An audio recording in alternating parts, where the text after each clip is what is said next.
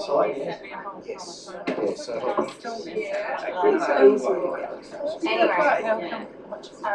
V6. Brera has V6, yeah. That's a GTV. Yeah. Pretty car. What is that? Are they 98? 98 to 2005. Yeah. Straight on to historic reg. With the 98, yes. Yeah, Club Reg. We've got the TT on Club Reg already. There's a little champagne era of cars. Yeah, and they're just in a happy place, I think, now. That's a pre-classic, so you can get a good quality. Oh, it's been a tricky year. We're getting there. You look at what she did to Alpha Juniors and Alpha GTs. And Alpha interiors to leather seats to hold up. They do a really good job with the interiors. Yeah, and The galvanized bodies, it's got galvanized bodies. I did get told I can't really verify it in Australia. Fake. How about that? They are nice. I'll bring it in one day. I'll look for it. I don't care what colour. I don't want a black one. Anything but black. Red, blue, white. I'll take anything, but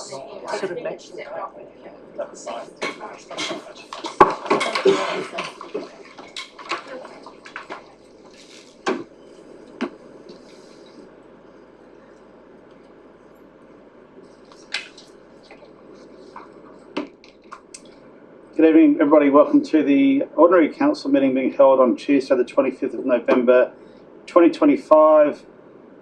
Who can believe it's November already? Crazy, huh? I'd like to begin with the Kaurna acknowledgement.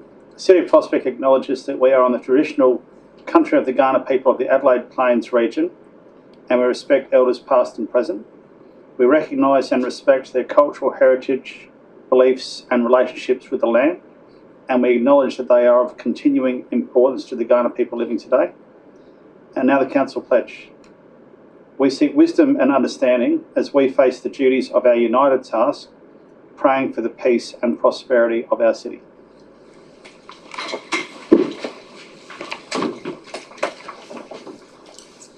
Okay, item 2 on leave, there are nil. Item 3, apologies, there are nil.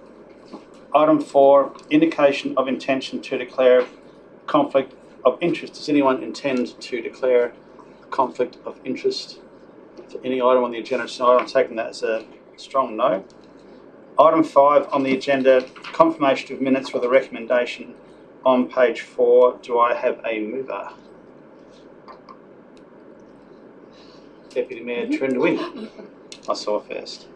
Seconder, Councillor Barnett. Unless there's anyone against this motion, I will call for a vote. All those in favour? All those against? Carried unanimously. I like that. All right, one for one so far. Yeah. Item 6 on the agenda, public questions time. So we welcome questions from members of the public. Enthusiastic, that's great to see.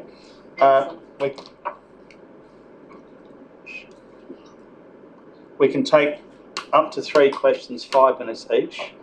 I'll ask you to approach the bench and state your name and your postcode, suburb for the purposes of the minutes, and you're entitled to ask a question. It's not a debate scenario. Either I can answer your question, I might delegate to the CEO, or I might say we need to take that on notice. So there are a couple of options. So with that having been said, are there any questions from members of the public? I saw Lizzie first. Can you please approach the bench, please, Lizzie? So name and suburb for the purposes of the minutes. Elizabeth Crisp, Collinswood. And my trusty timekeeper will give you the go-ahead. And remember, we're asking questions. Okay. Over to you, Lizzie. My questions are in relation to the integrated transport plan. So there's a recommendation to change the limit of cars allowed in narrow streets to 2,000 cars a day. Many narrow streets already have significant safety issues with the current traffic, which the council will not do anything about. So how will allowing 2,000 cars up local streets, i.e. often narrow streets, make these streets safe or safer? I'm going to throw that one to the CEO. So I think it's potentially a misunderstanding, Lizzie. It's not a question of how many cars we allow to go up streets. It's what the modelling suggests the streets may or can accommodate. Mr. Delena, can you maybe speak more to what that 2,000 car limit actually speaks to in the ITP? Just for clarification, council previously didn't have a great hierarchy system in place. The ITP looks to set that, and it defines effectively a whole bunch of hierarchies from arterial road down to local road and vehicle numbers. And what's being defined is that a local road can facilitate up to 2,000. That number can vary. Every council has slightly different, probably upper number of up to 3,000. The previous council I used to work at, a lower number might be a little bit lower, 1,500 or 1,000. But 2,000 has been nominated as a suitable allocation of what future traffic flows on that road. Let's say that that's what's currently going on there because it's way less than 2,000 vehicles. There's only a few of our local roads that are close to 3/4 of that number. So Cassie Road, Cassie Street questioning be fairly significantly more than that. I don't have the numbers in my head. You can provide that if you would like to that.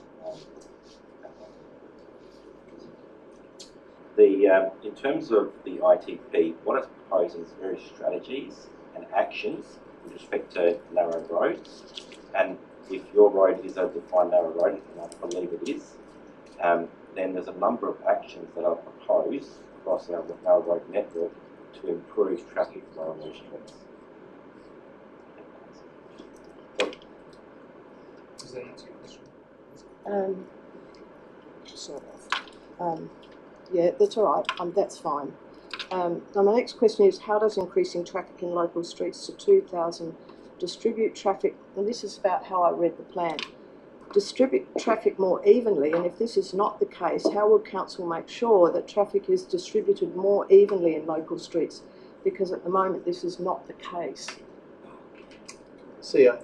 Yes, so again, I think the misunderstanding was the ITP, the 2,000 figure, in defining what a local street is not intended to set some limit or indeed really offer any meaningful suggestion as to what traffic the road's going to accommodate. It's a limit that speaks to a range of treatment and maintenance outcomes. In other words, if a road is set at a higher level of maintenance because it carries more traffic, we're going to need to do more maintenance on that road. We're going to need to perform more renewals on that road because the tarmac will get chewed up faster, these sorts of things.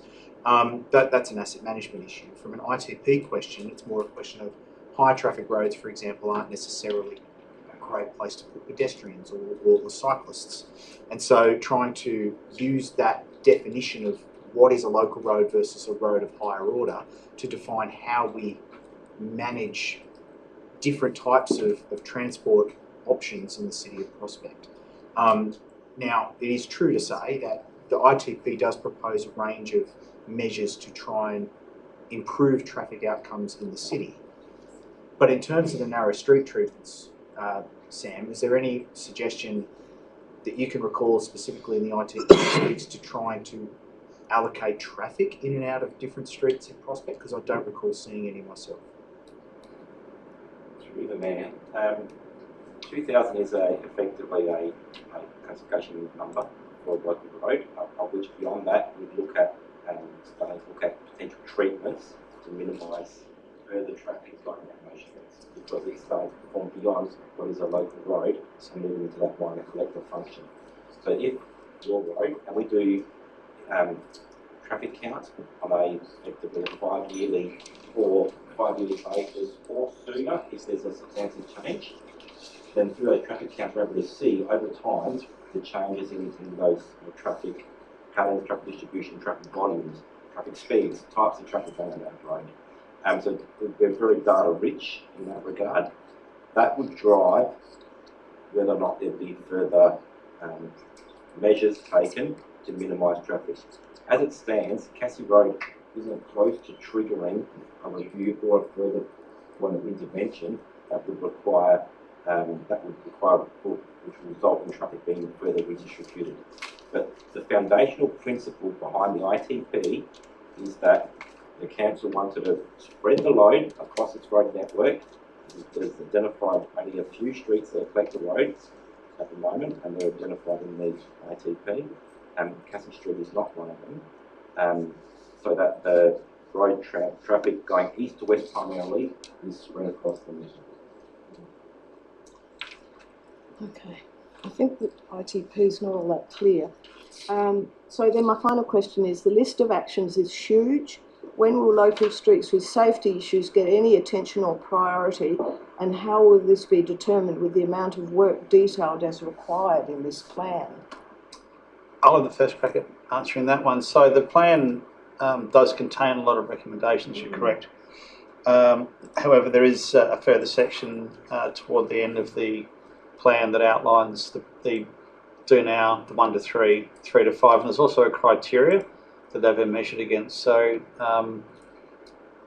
I figure that that's a reasonably comprehensive way of identifying scenarios where there's a genuine risk. CEO, anything to add? I just saw a very long list, very long list of things that were. So I think Lizzie, the easiest way to equate this is you've intimately involved yourself in a number of budget processes during my time here, certainly, and probably before that, I guess. You understand how our budget process works. We have budget bids that come to council every year. They are lined up. The costs are next to them, and essentially, it's council's role to look at each of those options that are on the table for funding and prioritise them. And obviously, in any given year, there are things that fall above or below the line for funding.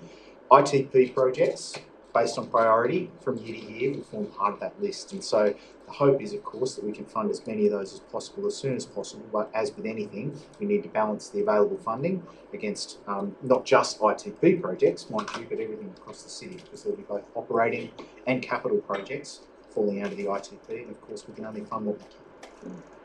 Okay, thank you. Thank you. Are there any further questions from members of the public? Would you like to state your name and your suburb for the purpose of Grace Fitzpatrick, 28 New Bond Street, Nailsworth, and 5083 is the postcode. Just to reiterate, you've got 5 minutes. You can ask questions. Thank you. You may be able to answer the question. Sure. If not, we may choose to take the question on notice. Over to you. Thank you. Look, as a former councillor who sat on council between 2006 and 2010, and was privy to a lot of supposedly upgrades that were meant to happen on Main North Road, and quite intimate with the issues that we face. Can we get to the question, please? I'm getting to it. Between the residents that live Sorry, in Nailsworth. I'm going to have to stop you for a minute. All right, I knew you'd do please? that. That's fine. You're rude. Can I speak about your draft public transport plan and what you're talking about in regards to public transport? Now, issues regarding the buses on Main North Road was in the media in 2007, raising the fact that we don't have a reliable bus service from Regency Road through to the beginning of O'Connell Street. 47,000 cars go down that road every day. It is a safety issue. After 5:30 at night, our residents cannot get a bus very often from the city through to there, resulting in increased people having to drive, and we know we have huge traffic management.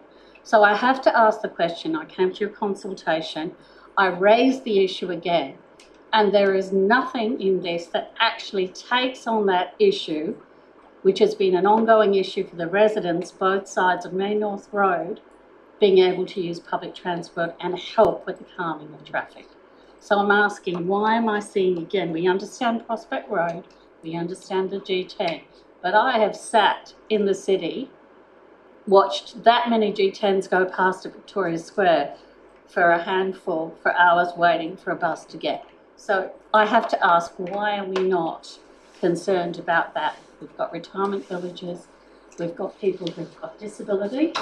It's an important issue. So I want to ask, why are we not considering that as part of your public transport advocacy? I'm not actually clear on what your question is. There isn't a bus, there's only one bus that picks up between Regency Road and the beginning of North Adelaide, the 222. They changed the policy. So after 2007, all the F buses, which used to pick up for all our residents, stopped. It was a state government decision, right? But the problem is, you've got a very poor bus service. So I'm asking why you haven't, in your proposed action 7, why there is no mention of looking at, you've got Prospect Road, why have you neglected all those residents either side and not looked at advocating to improve the public transport in that area of your city? See, I might suspect It's a good question. Yeah, no, well, I think I can answer this one to you if you don't mind. There is a great deal of advocacy focused on the G10, but also proposals around potentially using our community bus to support transport in and out of the city. Grace, the reason why I think we focused on those is because that's what really came up in our consultation as we were developing the plan. In addition to this, it is fair to say that I think we all agree that public transport into and out of the city from the city of Prospect can be improved. Yeah. Part of the challenge, of course, is that we are that inner ring suburb that tends to get those buses after they've stopped and picked up a range of passengers. And it is something, frankly, that repeatedly in mine and the Mayor's consultation with both Minister Michaels and now Minister Hood and other ministers that we meet with, including Minister for Transport, that's changed recently, that we've raised this issue repeatedly with them. So I think it's fair to say we are advocating strongly in this regard, but I will say that primarily the main concern that came up in consultation in the development of the plan was the G10, and that's addressed in the ITP. But we need to address the other areas too. We can't just continue to focus on one area and treat your other residents like they're on the fringes. I think the elected members have heard you, so I'm sure they'll take that. I think it's important, you know. Yeah, now my second question is, I've seen that figure of the 2,000 on, you know, sort of smaller roads. And I have two parts of my question is, when was the last traffic management study done, say on my street, on Newbond Street? Because we've had a lot of development, petrol stations on Newbond and Ellen. We've had a lot of changes, and we know as residents, very narrow streets with lots of traffic management issues. So my question is, when has it or hasn't it? Because I haven't seen one for a very long time done. And my next question is, putting numbers about how many cars go down the street, isn't that contrary to the intent of this plan, which is meant to be addressing the traffic management issues that has decreased our livability in our whole of our city? So for me, it doesn't seem to be putting a number on it. And part of that question as well is, are you going to look at those narrow streets individually to consider whatever the unique situation is for those residents on those particular streets? So I'll do my best to answer some of that. Thank you. There's a hierarchy of streets that we have across the city, Yeah. and they've given certain jobs to do with streets. Yeah. And there's an expectation that based on the hierarchy, it's acceptable for a certain number of cars to use that street on a daily basis. I can't answer the question regarding the last time Newbond Street was surveyed, and I suspect that Sam can in a minute. So the intent of the ITP with regards to that would be to assess streets and determine if they're being overused based on their designated use in that hierarchy. And if it is determined that they are being overused, I suspect the intention of the ITP is to identify those streets and look to address those concerns without simply shifting it to the street next door, because in the past we've done that and it hasn't necessarily been effective. Yeah. We've learned from that, and that's why we've gone down the path of an integrated transport plan to ensure that we aren't solving one problem and having a knock-on effect. So hopefully that's an answer to the second question. The first question I'm going to throw to the CEO, who will probably throw to Sam, unless you know the answer. Mr. Delano. Yeah, through the chair, we have done some traffic counts on Newbond. We did traffic counts on every street as part of the pre-work that we did before we actually commenced the ITP. So provided a significant data source to the consultant to review. So it was definitely surveyed, and that data was used as reviewed in either 2023, which was 2014, over those split over 2 years. And do you want the specific data set from the retreat? I'd like. Okay, I work with data all the time. Yeah. Certainly provide that, but Yeah. I haven't got it at my fingertips. Alright, okay, that would be good, because we know peak times where we have real issues. It's not always throughout the day, but there's peak times where it becomes incredibly dangerous and excessive. We've had 3 cars ridden off, so we know that it's dangerous because of the narrowness of the streets. So, Answer your last question, there are a couple of streets specifically called out, yeah, which are narrow streets, bearing in mind we have 80 some number of narrow streets defined as narrow streets. 96. and you've also had some recently, So we've called out some specifically. and you've had to put up signs Excuse me. for emergency vehicles, because that's an issue Sorry. too. We've called out some streets specifically in the recommendations that you'll see, Yeah, and we're addressing those. And again, everything that the team does is based on identifying where the greatest need and the greatest impact can be had through the work we can do. And of course, ultimately, there are also some scenarios where things are out of our control. But there are some streets called out specifically. And the ITP isn't a do it now and forget it. The ITP has a certain currency, and no doubt the team has planned to review the outcomes and further recommendations required over the years, and will continue to look to address issues once they become at the highest level of priority. Thank you. You're all right, thank you. out of time, sorry. Are there any further questions from members of the public? We've got time for one more if we do so. No, it looks like that's about it. Okay, item 7, petitions, there are nil. 8, deputations, there are nil.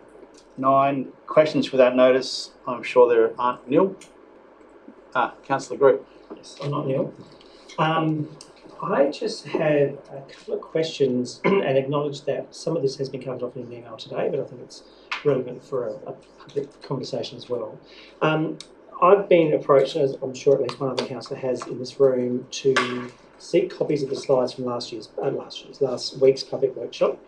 And the initial advice that yes, they'd be released to EMs, and then I think that advice has probably changed in the last 12 hours or so. So I just wanted to check. So my first question is, I just want clarity of whether those slides will be released to either EMs or to the public or to both. So my understanding, through you, Mr. Mayor. So my understanding is we were going to release the slides to EMs. Yep, through the Mayor. Apologies. They should be on the EM portal. But of course, there was discussion about this in the email today, and I understand not all members agree with this, but last week's workshop was about essentially revealing to the public where our thinking has been in terms of the density space, but acknowledging very clearly that no decisions have been made. And I think there is a concern, certainly from the staff, that releasing those slides before a council decision has been made may suggest a degree of commitment to a direction that does not reflect council's position. We are concerned about that.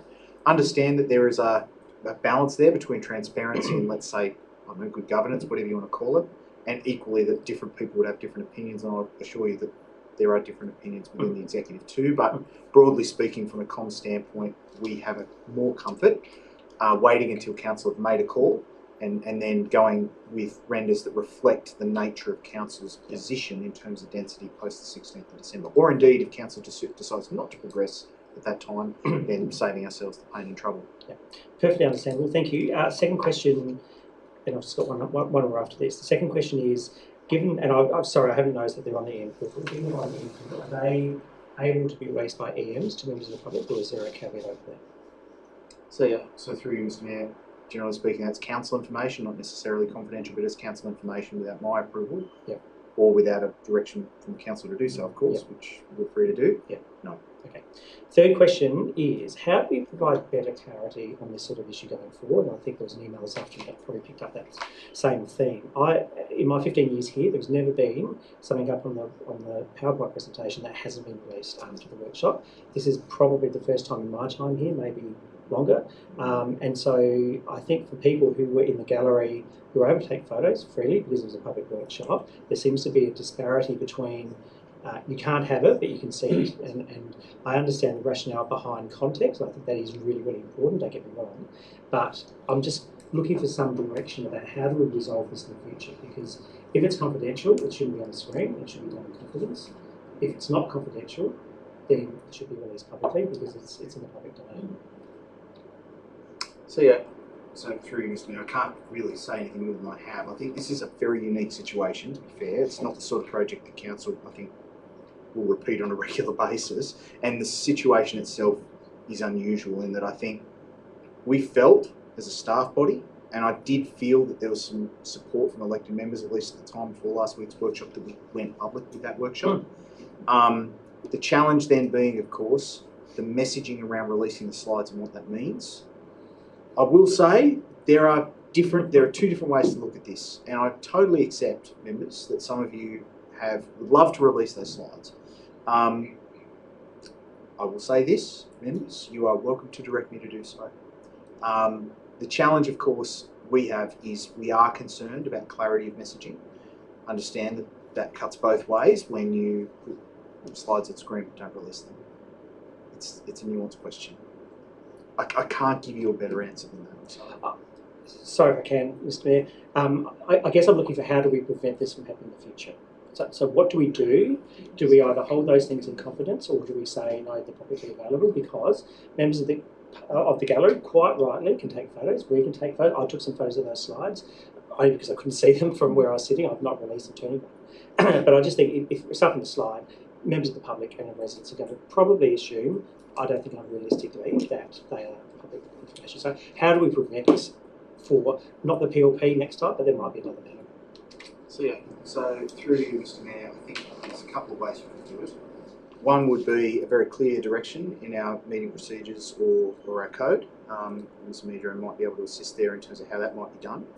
In terms of a clear direction that all slides presented at workshops are released to the public, I do warn you, members, that might go beyond this because it's not something that we always do. Not with renders, not with PowerPoint presentations. They're not routinely put on the internet, and that's because members, many of you will understand the fact that the context that comes with presenting those slide presentations has value. And unless the presentations themselves, for example, are recorded in full with questions and put on YouTube or something like that, I think there would be some questions around that. It's a great idea. It's a way. There are options there for members to consider. Maybe something to discuss when we next review the Code of Meeting Procedures. I don't think that's happening tonight. It is happening but there are options there. I'm not sure that a shoot from the hip solution tonight would be appropriate. But members, it's worth considering. And I fully accept, members, that this is a vexed position. And I accept the fact that there are different views around the table. And may I suggest there are also different views within the leadership team as well for this. Any further questions without notice? That being the case, we'll move on to reports for decision. 10.1, appointment of Deputy Mayor, recommendation on page 5. So, just to run through this from a procedural point of view, if there's only one nomination, then if that nominee says yes to being nominated, I'm sure there's a better way of saying that, then there is no need for a vote. However, if there are more than one nominations for this position, then all candidates will be given 3 minutes to speak, and then the returning officer, being Mel, will run a secret ballot. Successful candidate's name will then be put in as the recommendation. We'll resume meeting procedures. That nominated elected member would declare a material conflict of interest and leave the room. We would then look to move and second, discuss and vote upon that position. So that's the long road. The short road is that if there's only one person nominated for this position and they accept that nomination, then I will invite that person to provide a brief address and then declare a conflict of interest, leave, move, second, vote on, and away we go. So I don't think there's any questions there. Hopefully I've explained that clearly enough. So what I will do is I will call for nominations for the position of Deputy Mayor. Current Deputy Mayor Trinda Wynn, would you like to? I'd like to nominate Councillor Nelson for the position. Thank you. I'll note that. Councillor Nelson, do you accept the nomination? I will accept and thank current Deputy Mayor for the nomination. Are there any other nominations for the position of Deputy Mayor?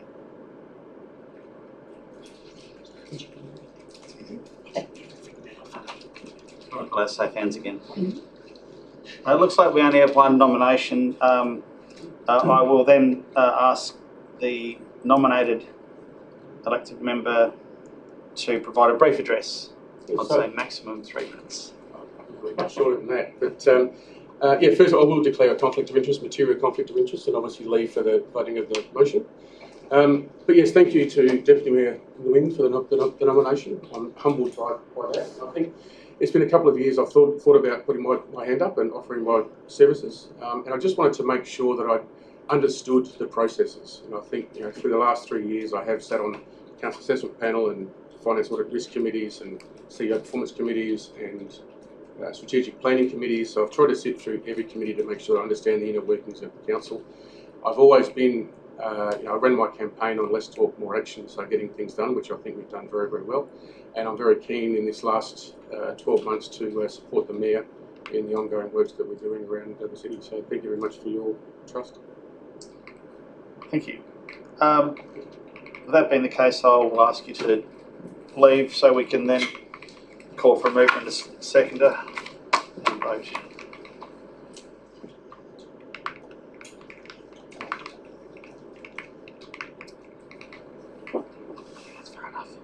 I'll take it, current Deputy Mayor Trinda Wynn, that you would like to move that? Do you feel the need to speak to that? A few words. I've had the opportunity to be Deputy Mayor, and I think it's been such a great experience. Got to do great things.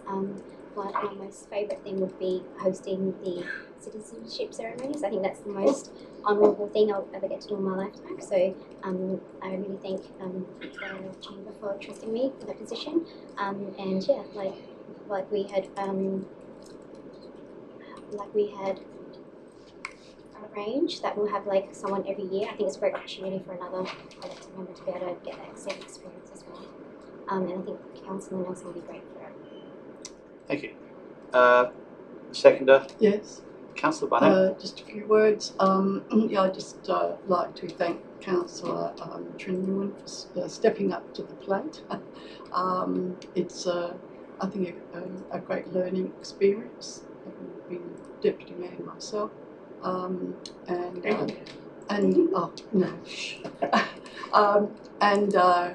Yes, I just think that it's we haven't got enough years, most probably, in our terms for everybody to have a go.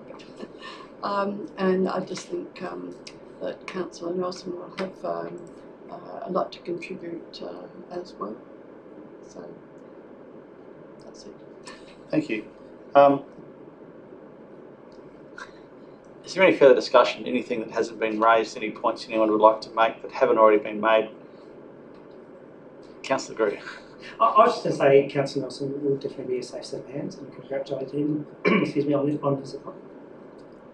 Safe set of hands are always welcome around here, yeah. I think so. Yeah, it's a strong history of safe hands filling that role, isn't there? If there's no further discussion, then I will put it to the vote. All those in favour?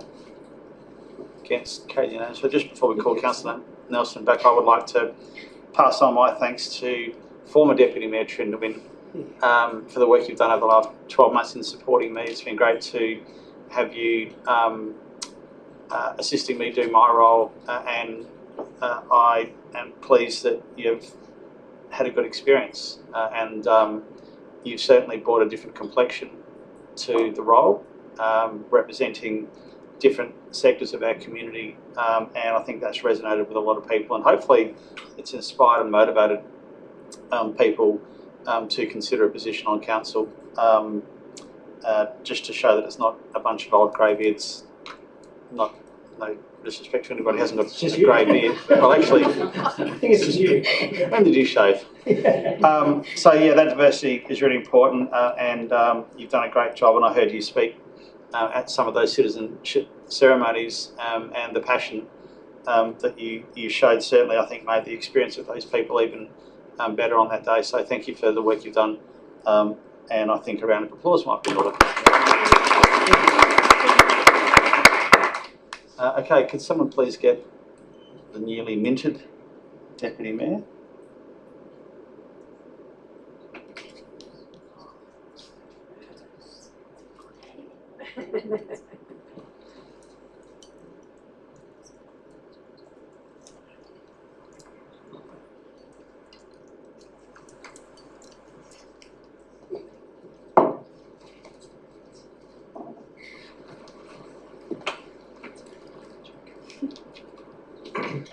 Congratulations, Deputy Mayor Nelson.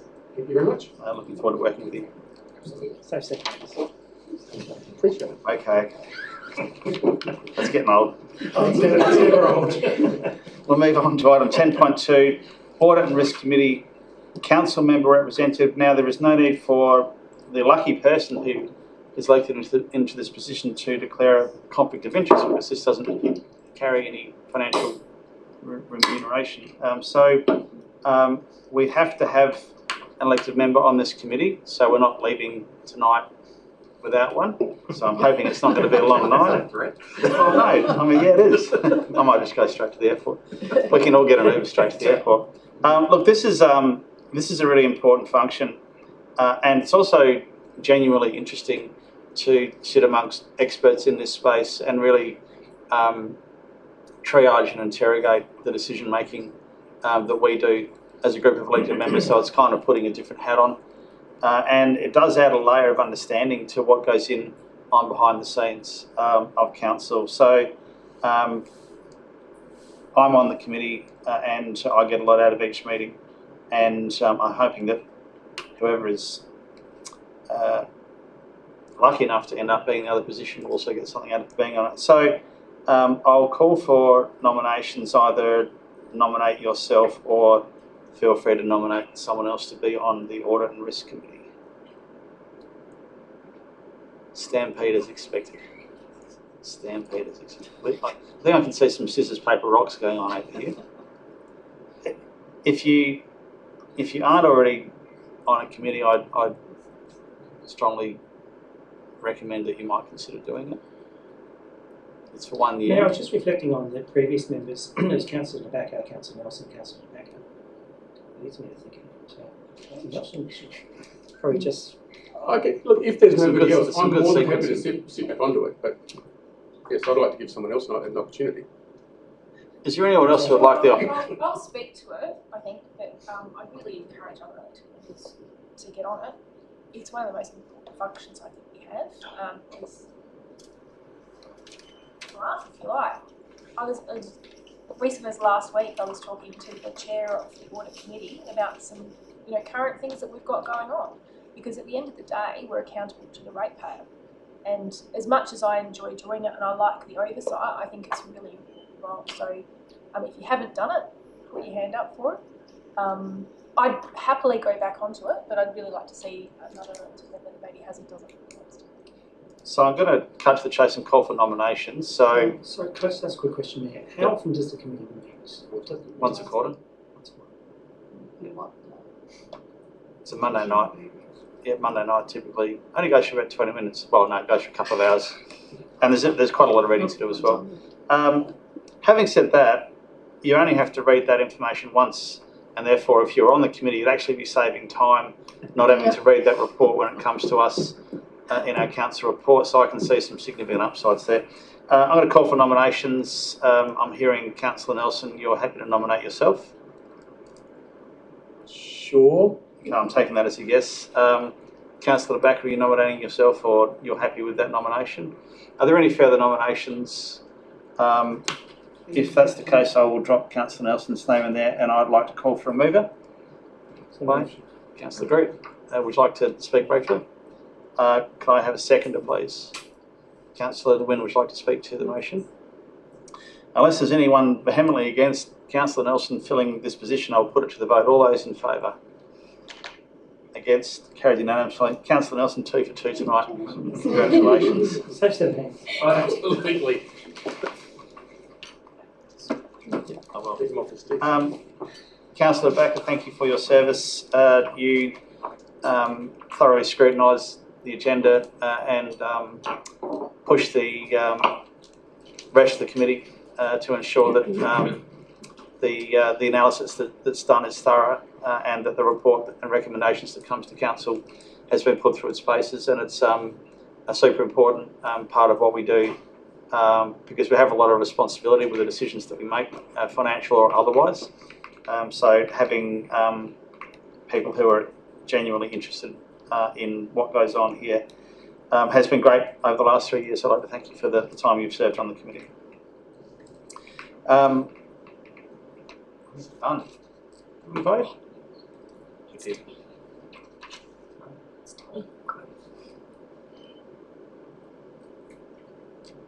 All right, so all those in favour? What do we do then? Okay, just rewind that. Congratulations, Councillor Nelson. Moving on to item 10.3, Integrated Transport Plan. I'm not going to suspend meeting procedures because this has been through a lot of scrutiny and a lot of discussion thus far. I do believe that there is an amendment. Oh, okay, sorry, yeah. So there are recommendations on page 10. Do I have a mover?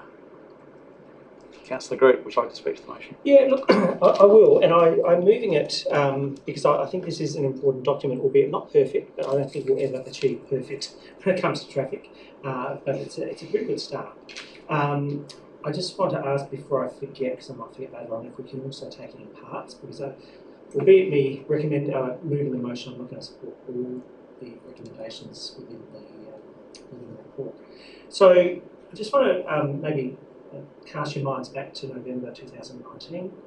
Malcolm Turnbull was the Prime Minister, Jay Weatherill was the Premier, and I put up a motion which was actually around integrated traffic management plan. We called it something else back then, but I just want to sort of flag that this has been a piece of work in the making for a very, very long time. And I went back to my speech notes for when I spoke about the motion I put up, and I just thought it was relevant to speak to some of what I said at the time, and the elected members around the table at the time unanimously agreed with it. So I said it's time for us to consider a new way, new thinking on traffic management. For many years we've considered a precinct by precinct approach to traffic management. There's a view that we should consider our traffic management issues very differently. We need to look at how we use our main streets, the impact of making changes to traffic coming on one street only, maintaining our view on east-west connectivity and consider whether or not it's via one-way streets or many streets, and the development of traffic on the impact of development on local traffic.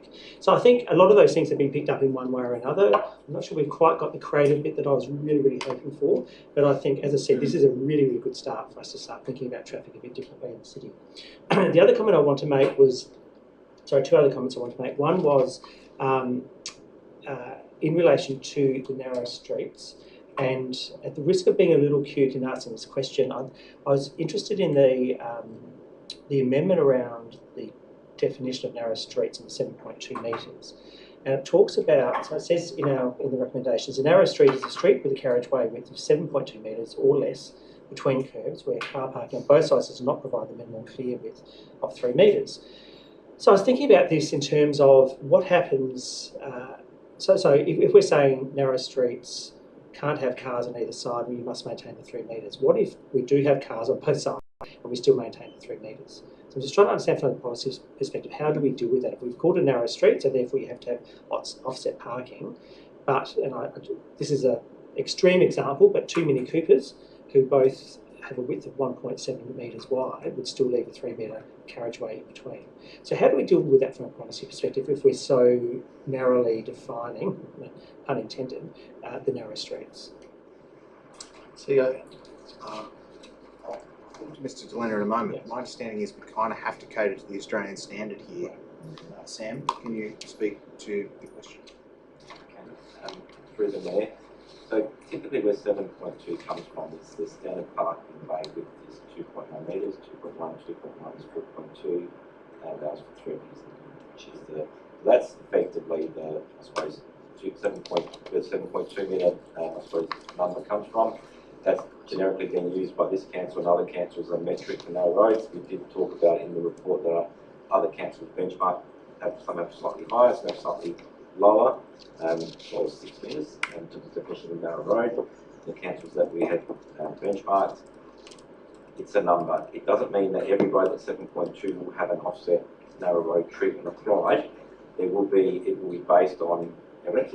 There's a process flow that we go through with respect to our traffic engineer will go through it and start a process where first education.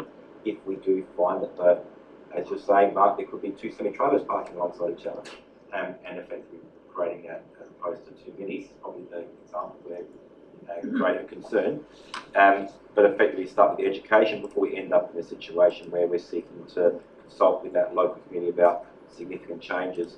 What we have got in the ITP is some direction on how we can deal with that in terms of some actions, for example, being looking at doing some widening of driveways by reducing parking proximity to those driveways in narrow roads, so it allows easier access in and out. It also allows for storing of vehicles and vehicles to pass at the moment in those streets which doesn't exist, where there's high parking occupancy. We don't get too many requests, but when we do get them in this regard, they are quite, that local community is quite, got to a point of frustration, and probably Wilcox Avenue is one of the highest sort of level of frustration at the moment, and we have actively sought to make that a priority and find the approach to taking the track. Thank you. That answered my question really well, so thank you for that. The third point I want to make was just in relation to recommendation 7. It talks about calls out Wilcox as one of the first areas that we want to undertake a detailed review.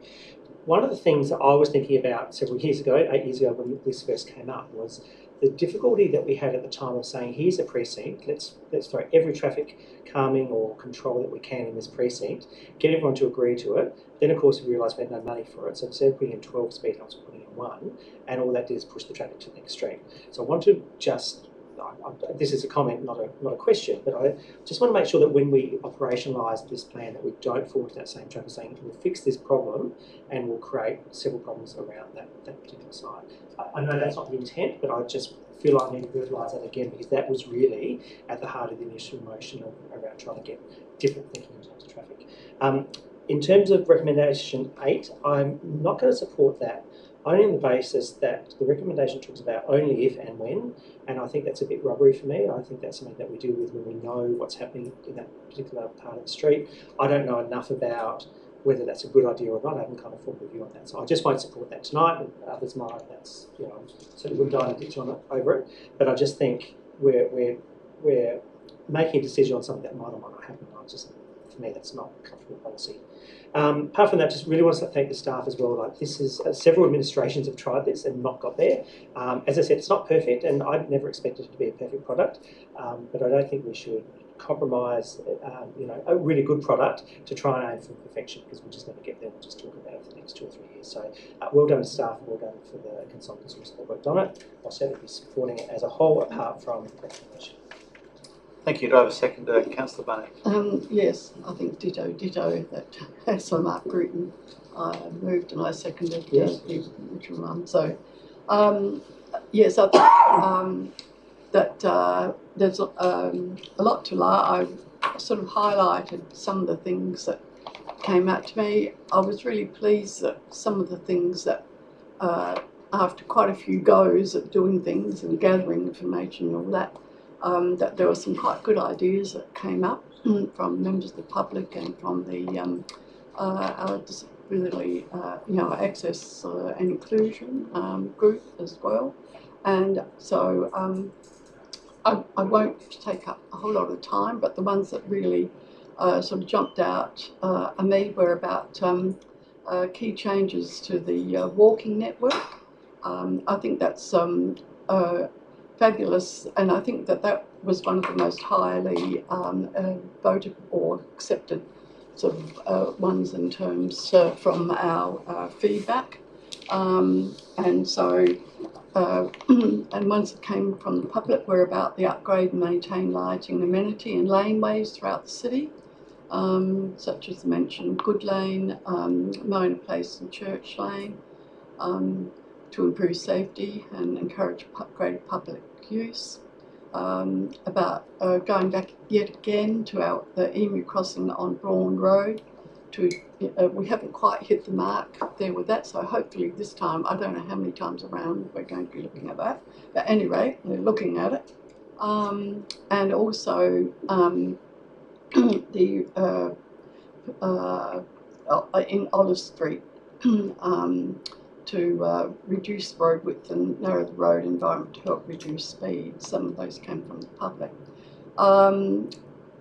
There will also be some that, as I think one of our people with question asked, about like there are a whole lot of actions, where do we start? Well, there are recommendations in here. Remember, we had some really good expert people helping us with this, and including our staff lead person, Kiki. And we got some really good information back, I think, that we perhaps didn't have some 8 years ago, some of the technology, and that will help us. So we got the talk about narrow streets and problem children. The Churchill Road Devonport Terrace study looks ready to be one of those cabs off the ranks. And then the Prospect Road Village Heart, again, another problem child for us. So that looks a strategic review of car parking as a priority project to be delivered within the next 3 years. So we're not, going like, even though we still have the precinct sort of study approach,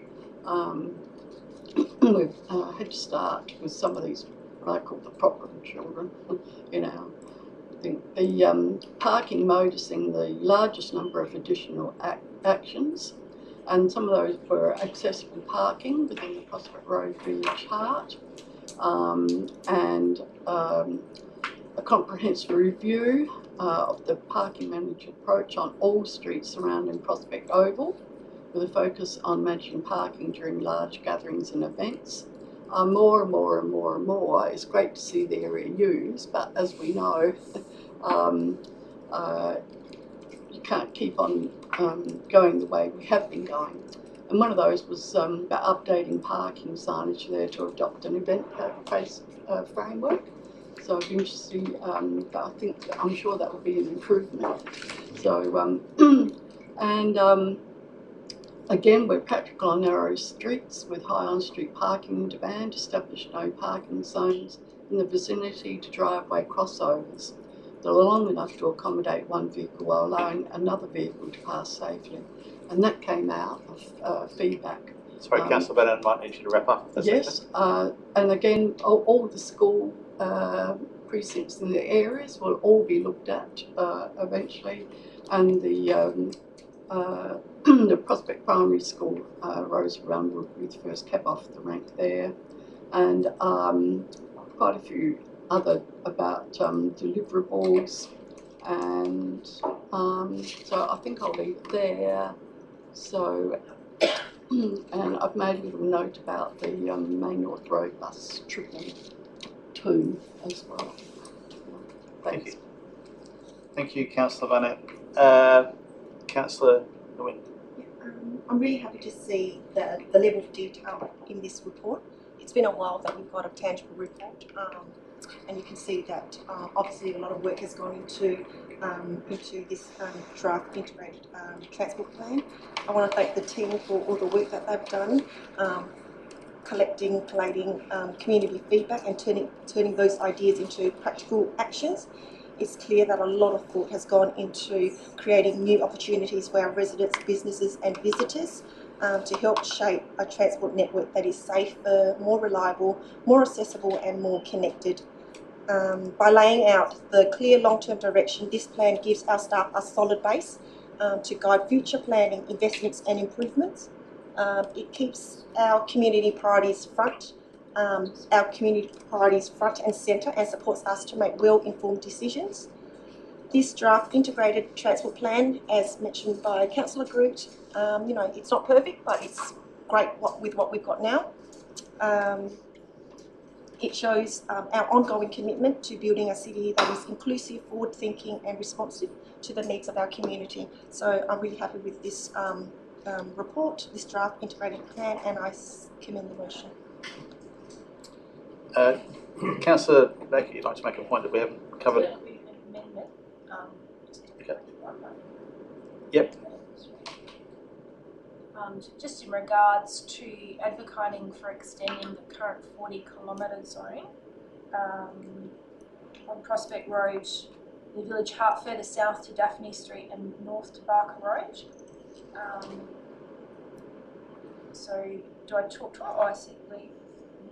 No, you're moving it. You can talk to it. Yeah. Look, there's a few changes that were made to the motion, and I thank the directors and the team. We were going to have a workshop on it, which we could have talked about a few other things, but that was not so. But this one particularly, because we've got Yochi now on Prospect Road, and the 40-kilometre actually starts after where the Harrington is to the north. I just thought it would be a really low-hanging fruit to advocate for, and advocate might just be way of regular discussion with members of Adelaide to the relevant parties. And also further north to Barker Road, cognizant that we've got our discussions with the schools soon, and obviously a lot of people cross over in that vicinity to go to Rosary and Prospect Primary. So I just thought it might just be a good opportunity to say, wouldn't this be a good idea? So if those are minded to support it, I'd encourage it. And I'll talk more generally to the motion, I can do that as well. Well, or just to the at the moment, change. we're looking at the amendment. We Okay, need amendment. So I'll speak to a that. seconder. There's a seconder. I can't see. Is there a seconder for the amendment? Councillor Nguyen. Yeah, I'm happy to second that one. I think that makes a lot of sense. I've frequented the Harrington building and the new businesses there, and I think that it's a great idea just to extend it a little bit further because we'll have a lot of traffic, and it makes sense towards Barker Road too. As Councillor DeBacker has said, the schools are just directly adjacent. So yeah, I'd support that amendment. Thank you. I'm going to ask if there's anyone against the amendment. Just point of order, would this not be dealt with as a variation? Yeah. I was advised that it was an amendment, not a variation. Take that advice. I'll take that advice. Yeah. I'll take your advice. Thanks for the question, though. Yeah. Look, I don't want to support, I don't want to talk against it. I just feel like this is a bit of policy on the run again. I know that this is just around advocating for. And I actually agree with the motion. I agree with the intent of it. I don't 100% do, but it just feels like it's out of context. So I'm not sure I'll support it, even though I do support it. If that makes sense. Sorry, Councillor. And I agree. I think the workshop would be a great opportunity to thrash this out and get some agreement around the table. But we didn't get there, so that's okay. And I just feel like I can't support it on the basis that we've not spoken about it until really now, even though I think it makes sense. Yeah, well, a long time ago. Yeah. I suspect I've heard about it before tonight, personally, but I take your point. Yeah. If there's no further discussion around the amendment, then I'll put it to the vote. All those in favour of adopting the amendment? All those against? The amendment is now the recommendation. So if you haven't spoken to this and you weren't a movement second, you're invited to speak to it. Councillor Stanton. I can still speak. After he spoke. Oh, okay. I'm going to be the fly in the ointment this evening. I am disappointed in the ITP. I think some of the goals that we had at the beginning, such as east-west connectivity, have been possibly thrown in the too hard basket. As we can't really fix it because a lot of it's a deep problem, and maybe we should just kind of put it on the back burner. I know that there's a lot of evidence of industry and I know a lot of work's gone into it. I just think that we, speaking from the East Ward Councillor, I didn't hear anything new. I didn't hear anything that had insight, and unfortunately, I'm from an East Ward councillor, I'm quite disappointed in what's been presented. I'm sure there's a lot of content for the more densely populated areas of Prospect Parking and narrow streets, but I think it could have been better, and unfortunately I won't be endorsing a fair part of it. Thank you. Councillor Holland. As you know, I didn't support the first draft. I did have some concerns. I'll raise them now. I've got some good things to say about the ITP as well. But there were certain inclusions of key items in that first draft, and they were not really flagged by residents as items of concern. I'll just mention the two here, but I do see a bit of it right through the ITP. One was Galway Avenue, going from 50 kilometres to 40. I did not have one resident I complained about the speed. No one raised it with me. I didn't hear that it was an issue anywhere. That's now been excluded because there was overwhelming rejection for that. The other was the southern end of Prospect Road, going from 50 to 40. That's now been changed, I've noticed, in the current ITP, and that's because the state government is implementing its own reduction. It's just I'm seeing themes and strategies that are really held by state government coming into the ITP, and they don't really all align with what residents have flagged as issues, and I don't really like that side of things. Our residents have paid for the ITP, so it shouldn't really be a kind of backdoor for state government to be implementing strategies and what they would like. Really, that's apart from that. I think a lot of it is good. I think it provides a really valuable framework and guidelines to where we want to go to. I know a lot of this might not seem like anything. A lot of it might not seem new or different, but it does provide something that we can sort of start working on, I think. I think look, a lot of work's gone into it, some great work there, but there was that, really it was to do with basically the setup of the ITP, and I wish I probably would not have voted it when it first came onto the table as a motion, had I known that we take recommendations from the state government. I didn't really support that, but I will support it because I think there is some value here for us. I'll just clear that point up. My understanding that we engaged Tonkin Consulting to do some consulting work, and then we took the output of that, included that in the plan, and then we went out to consultation. Is there a suggestion? There seems to be a suggestion that the recommendation was based on a state government mandate of some description. Sia, can you? It's in here. It's actually in the. Can you read it out? Because I must have missed that bit. Where is that?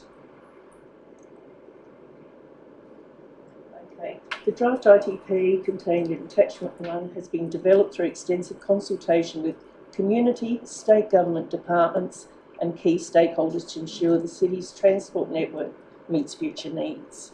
So it has pulled out state government ideas, and I do know, look, some of those, like Galway Avenue, there was, I asked why, Galway Avenue went from 40 to 50, when no one had complained about it. It wasn't raised in workshops, and I was told less confusion going from a 40 to another 40. I just wasn't getting a straight answer. I wanted some rationale to that. So that's really that was my concern with the ITP. Thank you, Councillor Holland. Yeah. Deputy Mayor Nelson. I haven't spoken, so I might just as well. I'll put in my 2 cents worth. I think this is okay. It's not great, and I think it's kind of the remnants of what others have said tonight. I think what we've got is some low-hanging fruit. We've missed a lot of major points, I believe. I don't think we've actually addressed even the basic things, like we get a lot of complaints about there's no loading zones on Prospect Road. We haven't addressed that. So there's a large number of things that I think we've missed. So I think I'm going to carry on support this, and I support this because I think we need it. This has been going on now for far too many years. But I think we still have a lot more work to do. So I think there's still going to be a number of motions come forward to do some further advocacy and some further upgrades along the road. Thank you, Deputy Mayor. So I've been asked to take it in parts, happy to do so. Oh, sorry. And I will do that after I've heard Councillor Backer's summary. So just, summing up, so just in regards, I've heard a lot of things tonight, and it isn't perfect. It's a long way from perfect, and it's a framework. One of the issues we've had is around narrow streets, and that's certainly called out in the motion. I think the challenge is with a lot of defining a narrow, and I've always said this, we shouldn't define the number in the policy, but I'm going to support it anyway, because we've had situations where we're putting up do not park opposite each other, and no one has been given a ticket every time they've been reported over a whole year, and that just causes angst within the community. So we've got to be really careful that some of the operational things that we're doing to control traffic aren't causing more issues. I guess what I really like about it is the focus, a bit like Councillor Dinette said, on walking and alternative modes of transport. We're trying to get people not using their cars, which is a great thing.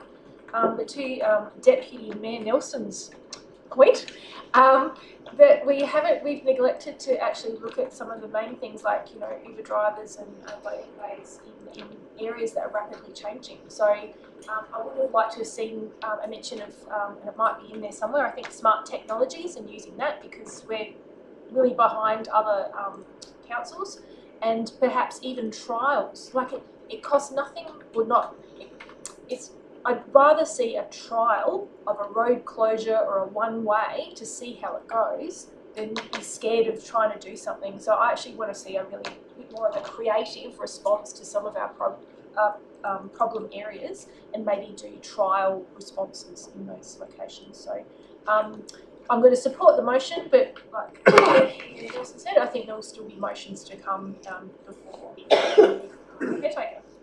So I encourage you all to support to let the team move forward with this. Thank you for the summary, Councillor Backett. So I will take it in parts. Part 1, all those in favour?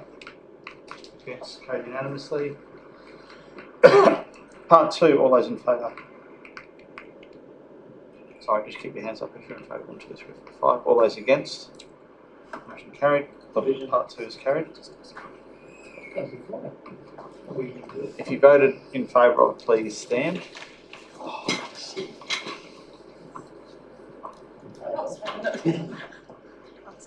That's okay. I saved you from yourself. Thank you.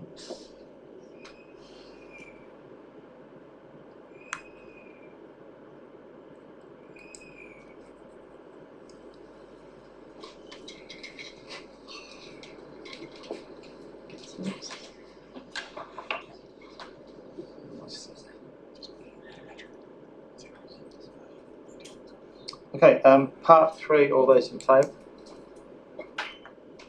Carried unanimously. Part 4, all those in favour? Against? Motion carried. Division. If you're in favour, please stand.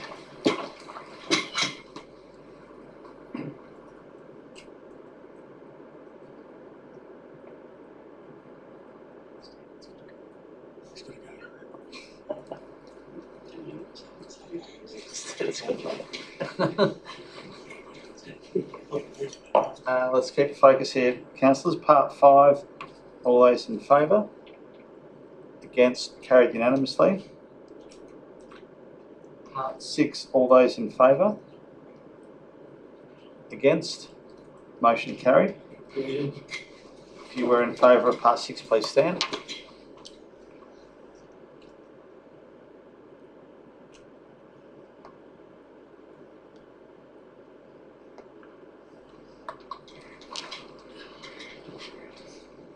Part 7, all those in favour? Against, carried unanimously. Part 8, all those in favour?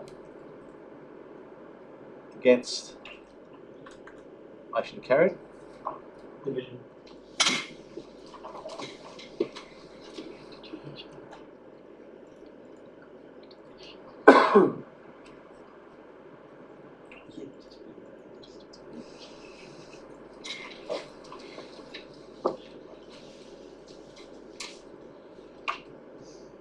and part 9. Just wait for that to appear nicely on the screen. Part 9, all those in favour? Against? Try that one more time. Can you just remove that pop-up, please?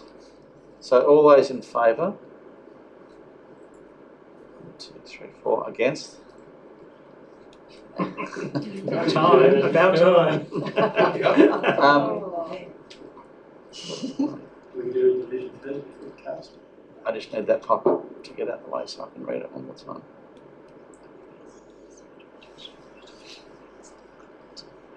I'm going to vote against because I don't like the only if and when part of it, so I'm going to be voting against that.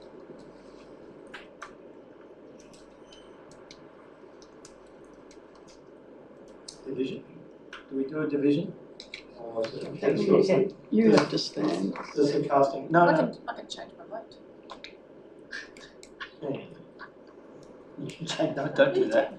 Have a Quick move on. Item 10.4, tree strategy update, recommendations on page 205. Do I have a mover? Councillor Back, would you like to speak to the motion? Barnett. Sorry, the Barnett. Yes, thank you. I'm very pleased that we are having a tree strategy update, and there are some quite pleasing results on page 207. Actual canopy cover increase of 23.56% from 2018 to 2022. And Council's urban tree forest, which we've been putting a lot of effort into, grew from 13,944 to 15,073 trees, so an increase of 6.8%. When you actually look at the map showing the greening, because now we've got more technology to help us since we last did this back in 2018 and 2022, so you can actually start to see the green. You can also still see some of the heat density maps. Anyway, so Council on page 209 is committed to integrating best practice tree planting and management protocols. And this approach focuses on minimising hazards, infrastructure damage and nuisance to private property, while applying the right tree in the right place methodology, and about reducing the extent and likelihood of trip and accident risks for pedestrians and mobility device users. We have I talked about there's an interactive tree and urban forest mapping website, and so I urge members of the public to go into that report, and that platform will soon be live on Council's website. And I think the more that we can get the community involved and seeing what's happening using technology, so residents will be provided with the ability to explore a comprehensive map of every tree owned and maintained by Council, and will serve as a street tree guide. So you'll be able to zoom into your street, local parks, reserves. Users can select individual trees to view detailed information, including species, age, height, trunk circumference and canopy size. And with over 67% of the land in the City of Prospect privately owned, increasing canopy cover cannot rely only on council land. So we've introduced of tree bait, which encourages residents, businesses, schools, landlords, we hope, strata corporations, to plant trees on private property. So far in the tree bait, we've had 161 new trees planted on private property across Prospect. And there's also the wildlife and nesting boxes and the tree tag trail, which I think the public, it brings along our public along with us to try and help encourage us to increase our tree canopy, to improve our tree selection, and so forth. So I commend this to you. Thank you, Councillor Barnett. Do I have a seconder, Councillor Barnett? Sorry, I'm not going to second it. I was going to make an amendment. So. Councillor Twinnerman. Yeah, it's really a good report to read. Gave me buzz, all the greening around the city. The tree health statistics look really good. For me, that indicates that we're planting it in the right, the tree in the right spot, and that we're watering it regularly, hence it's surviving. I love the tree bait program, and we should be advertising that more to encourage the community to uptake that. I do have a question. Do we know how many, so over the last 3 years we've planted about 15,000 trees off the 15. Do we know how many didn't make it, or, sorry, that's a question, how many didn't survive? Mr. Galena, can you speak to the survival rate of our new plantings, please? I don't have specific data, but I would be very surprised if it wasn't in the 90s, quite high 90%. We do have a very structured tree watering program which incorporates external contractors supporting us. We have a rolling, I think it's about 600 trees that are rolling through that tree watering program. I can provide that information. No, that's all I have. Thank you. Happy to second. Thank you. Any further discussion, Councillor I Backer? was going to move an amendment, and I don't know if the words are on the screen. I'll talk to it. So it's just in regards to tree removal guidelines and tree amenity, recognition of the interface of council trees with utility infrastructure and how the council manage press removal. So there are statutory guidelines for like sewage and SA water. So this is for our trees in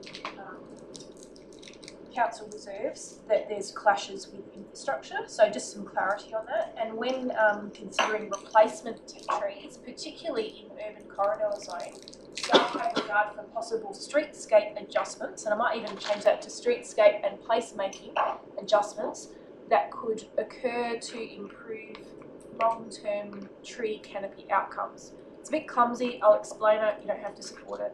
But going back to the Harrington, there are actually two reasonably, let's call them teenage jacaranda trees that were removed because it was a conflict with a canopy.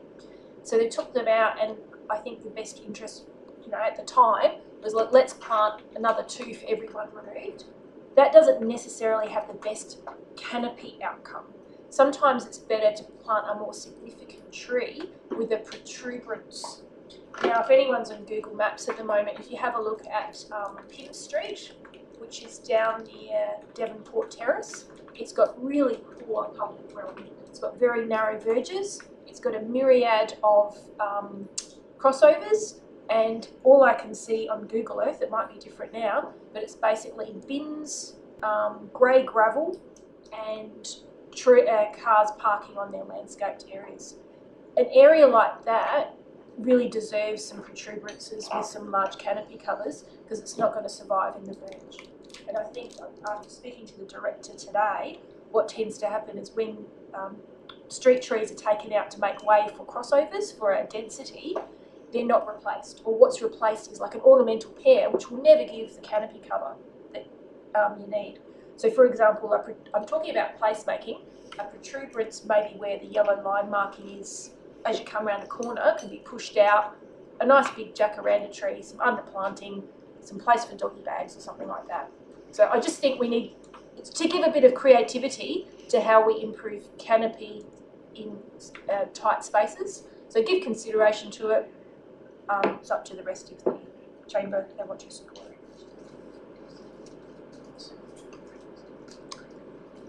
I just have a question. With regards to the proposed? Yes. I'm a bit hesitant about this. I'm just wondering if we could have staff explain if we don't already have this in our strategy. So the question, CEO, is does staff consider the points that have been added already suitably covered within the strategy? Mr. Delaney, can you speak to that? Through the Mayor. Some points raised today within the conversation by Councillor Baker and some concerns that she raised. With respect to utility infrastructure, I saw it as a low low impact conclusion within the guidelines themselves. Typically, we have very little interface with respect to this was probably more related to this SA water infrastructure. In my time in local government, 11 years as an executive, there's only been 2 examples of trees that we've had an instant issue with a SA water asset, and in both those instances, SA water moved the asset into the trees. So it's a low, right, as is a high likelihood issue that comes up from time to time, but the intent of that was to provide some further guidance in respect to when those requests come through, how we would work with the utility agency. If it's in or not, it's probably neither here nor there. It's business as usual in the way we manage that outside. Sorry, that was business as usual, business as usual. The business as usual, if it wasn't in, we would just continue to engage on an ad hoc, case-by-case basis on the best, trying to get the best outcome. Now, obviously, if it was a juvenile tree that had been recently planted, we wouldn't even be going into necessarily advocate for, we could be okay the tree or seed replacement. But this is more about protecting the more mature species in those circumstances. And to their credit, SA Water, where we've escalated and pushed, they have maintained those trees. The most recent example was on Highbury, corner of Highbury and I can't call this street, but it was at some Oxford, that ironbark in that we actually had a couple of walk back around probably about a year and a half ago. In respect to the second dot point, it was, I suppose it's a fundamental position from the council at the back in respect to, instead of replacing, we're providing a 2-for-1. And considering if say a developer was successful in the application to remove a council tree because there was no viable alternative for the development otherwise, with respect to its access or accesses, that it'd be a 2-for-1, and those 2-for-1 wouldn't necessarily be in front of the property but in the vicinity. And the council would do the planting and provide them and water them, and they'd be paying for them through the methodology we presented in the report. This provides another opportunity to investigate providing a tree species that would provide potentially a bigger canopy cover if the opportunity presented to make an adjustment in the streetscape. So I would expect that if it was a mature tree, we would get a sizable contribution through the value amenity contribution that would enable the capacity to reinvest that back into the streetscape. It doesn't suggest that we have to do it every time, it just suggests that we have regard for that, and I think it was a reasonable proposition to put in there. It does talk to getting better long-term tree canopy outcomes across our city, so I do support that from a staff perspective. Thank you for that. So I'm going to consider this as a variation, so I'll seek leave of the mover and seconder to adopt it. So first of all, Councillor Bunner, is it a yes or a no from you? Yes, I think it adds value. Good, yes.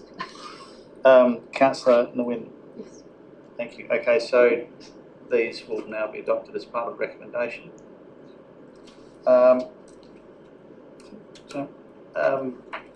Anyone else got anything else to add? Otherwise, we'll move back to Councillor Barnett to sum up. No, I just thank the staff. I'm glad that we're moving forward with this. So I commend the motion. Okay. Thank you. Let's put that to the vote. All those in favour? Against? Carried unanimously. Question, Mayor. I think changing it back to a variation, so just like Councillor Barnett to be when reflected on the minutes. Yeah, so it's the same mover and seconder as it was before. Yeah.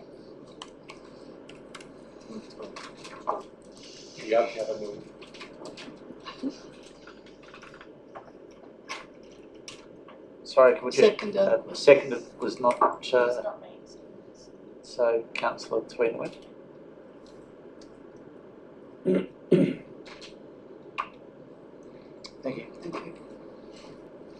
Okay, moving on. 10.5, annual review of confidential resolution by council. Recommendation on page 253. Do I have a mover?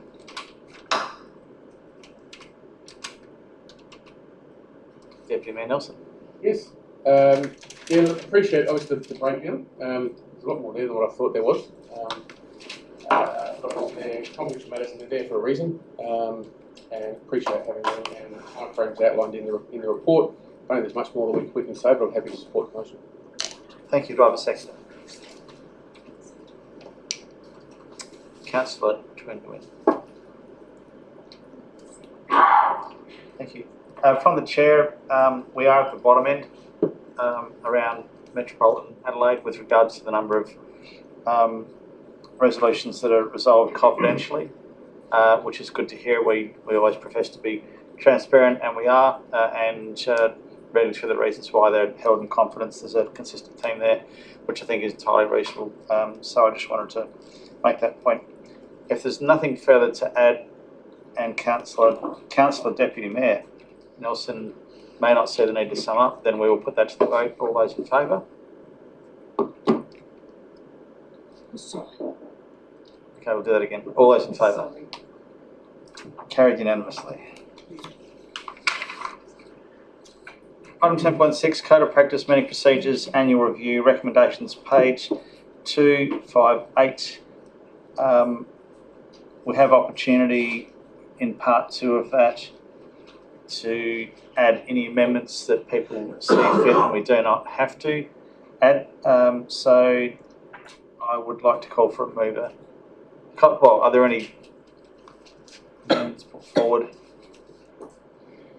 Mover? I'm happy to move it, but also ask. We can make amendments. I think we can put amendments in at this point in time.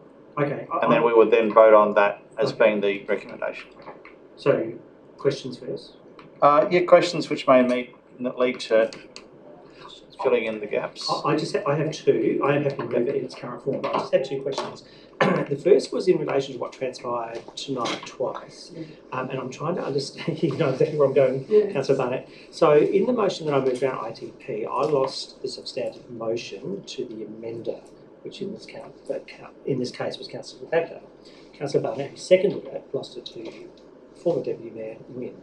So I'm just trying to understand where do our meeting procedures allow for that? Because I'm not going to find anywhere that talks about it. And we have had, I think, a change of practice over the years on that, where the original mover of the substantive motion keeps the motion, and when it gets amended, just that piece gets amended, but the amender doesn't actually get the motion. Sorry, that's very garbled, but I'm trying to understand where that appears in our meeting procedures or the Act. I just couldn't find it, so I'm just keen to know where that is. I'm not even going to try to answer that one. I'm going to look to my left, and then my left is going to look to my right, I suspect. Yeah, I mean, Ms. Meadrow may have a view, I do too. My understanding is this is Westminster meeting procedures which are open to interpretation and occasionally apply differently. Certainly at every council I've worked at, there are nuanced shifts in how this works, so not necessarily captured in meeting practice and reliant heavily on the chair's interpretation of, let's say, old school rules. It's part of the joy of debate in this environment. Without giving you my view, I will pass over to Ms. Meadrow to present her view on how the process is intended to work, but of course noting that the Mayor has some discretion in this space. Ms. Meadrow. Through the Mayor, as the CEO has indicated, there is a little bit of nuance there. We can specify it within our meeting procedure should we wish, but the crux of an amendment is that the original motion gets moved, the amendment gets moved, but then once the amendment is seconded and voted on, the intent is that the chamber has supported that amendment, and the amendment then becomes the motion. And so the mover of that amendment becomes the owner of that motion, so therefore has the right to sum up. If that is not the way that Council wishes to do it, we can lock that into our meeting procedure. I have seen it done both ways through my career. It's just a process question. There isn't anything prescriptive either way within the meeting procedures. Within the LGA guideline, it is that the amendment becomes the motion, therefore the mover of the amendment becomes the owner. That is the guidance that we have been given from the LGA. But again, because it is not prescriptive within the legislation, we have the option to change it should the Chamber wish. Allow me to support Ms. Amidro's view. Every other council I've worked at's done it this way. So We've done it this way for as long as I can recall. No. You've got a better No. recollection. I would go to Mayor, and I thought it was that. Yes, could I? Anyway, so just on that, I think that. Sorry, can I ask a second question then? So Mel, through the Mayor. So in that case of the ITP, the amender Councillor Becker made the amendment. She owned the motion. Would I be able to then speak newly to the motion? So, for example, in this particular case, I had other things I wanted to say in summing up. That's why I moved it, and I was not able to do that. But I'm just asking, could I have spoken then to the new motion because it's a new motion? So yeah. Ms. Amidro? No, unfortunately, in the meeting regulations, it's very clear that once you have spoken to the original motion, you lose your opportunity to speak to the amended motion because you are allowed to speak to a motion once, whether it is the original motion or the adopted or the accepted amended. So I would flag. I know this is a bit on the fly, and we had opportunity to do this before. It just wasn't on my radar until it happened tonight. I thought, yes, I've seen that happen a few times over this term of council. I would like to suggest that we could amend it. That would be my view. But if others don't agree, then I'm not going to. You'll then own it. Sorry? You'll then own it. It'll become yours. Oh, that's true. Yeah, someone else can move it. My second question. Unless someone else puts forward an amendment. Well, no, someone else can move it. I'll put forward the amendment. That'd be right. Anyway, the second question I had was around how long a member can speak for. So the meeting procedures very clearly say under 15.1, a member may not speak for longer than 5 minutes. However, the practice in this council has been, if you're asking questions, that doesn't count towards the 5 minutes. I just want to understand the interpretation of that because the meeting procedure is very clear. Speaker, a member must not speak for longer than 5 minutes. So are we able then, any questions we ask are not counted towards that 5 minutes, or is the answers not counted towards the 5 minutes? I just want clarity on that one, not necessarily amendment. CEO. So through you, Mr. Mayor, every council I've ever worked at has drawn a very clear line between debate and pre-debate procedures. Questions are intended to, under normal circumstances, and I know it doesn't always happen, be limited to the pre-debate component of the process. Once we move into debate, questions are meant to stop. Understanding the fact that from time to time things come up in debate that require a question or invite a question to be asked, and with the leave of the chair that can be done. But questions and debate are separate, and every council I've ever worked at. So debate time is quarantined from questions, and it's up to the chair ultimately to manage question time, be it during debate, which is less normal, but pre-debate, which is more normal, to manage time in the meeting. That's my understanding. Ms. Amidro, are you good? Through the chair, that's my understanding as well. The 5 minutes specified in the meeting regulations is for debate. Questions are over and above that. And the time associated with that is up to the chair to manage. So if I could, Mayor, just ask, is this considered pre-debate now? Well, I don't understand the term pre-debate. We haven't moved the motion, so yes. So if we go into debate, and this happens a lot, we're all guilty of this, we go into debate, I could then ask 5 questions. Is that counted towards my 5 minutes? Because the practice that I've observed is that it's not. So yeah, Mayor, ultimately it's up to the chair, but generally no. Especially if those questions are asked before the debate begins, it's really up to the chair to regulate his members. And please understand that you can't prescribe everything in the procedures, but there is a degree of discretion in the chair. It's the privilege of chairing the meeting to manage that time. My understanding is from the meeting procedures, there's no requirement for the chair to apply the time limit, the 5 minute time limit to, let's say, pre-debate questions before that person enters into debate, if you know what I mean. However, it could be done potentially. Ms. Amidro, I don't know what you think about that. I've not seen it done before. Through the chair, correct. I've never seen it done before. Questions are always are counted as separate to debate. Whether they're done before the motion is moved or whether they are done before the member enters into debate, it can be moved, seconded, then the member asks their questions, then commences their debate. if the chamber were so inclined, we could put something into our code of practice that specifies that that's 5 minutes includes questions, but perhaps excludes the answers to those questions, so that the staff have time to provide an answer and isn't chewing into actual debate time.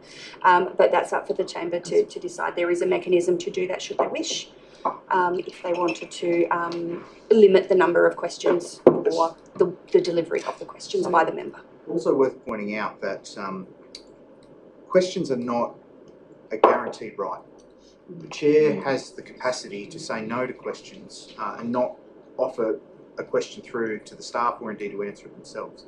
So that is another point to take into account. Look, I won't be seeking amendment on that. I just wanted some clarity and use utilise the existing processes we got to the best of my advantage, as we all do. But I will just foreshadow them. I'll try and as you're asking other questions. Yep.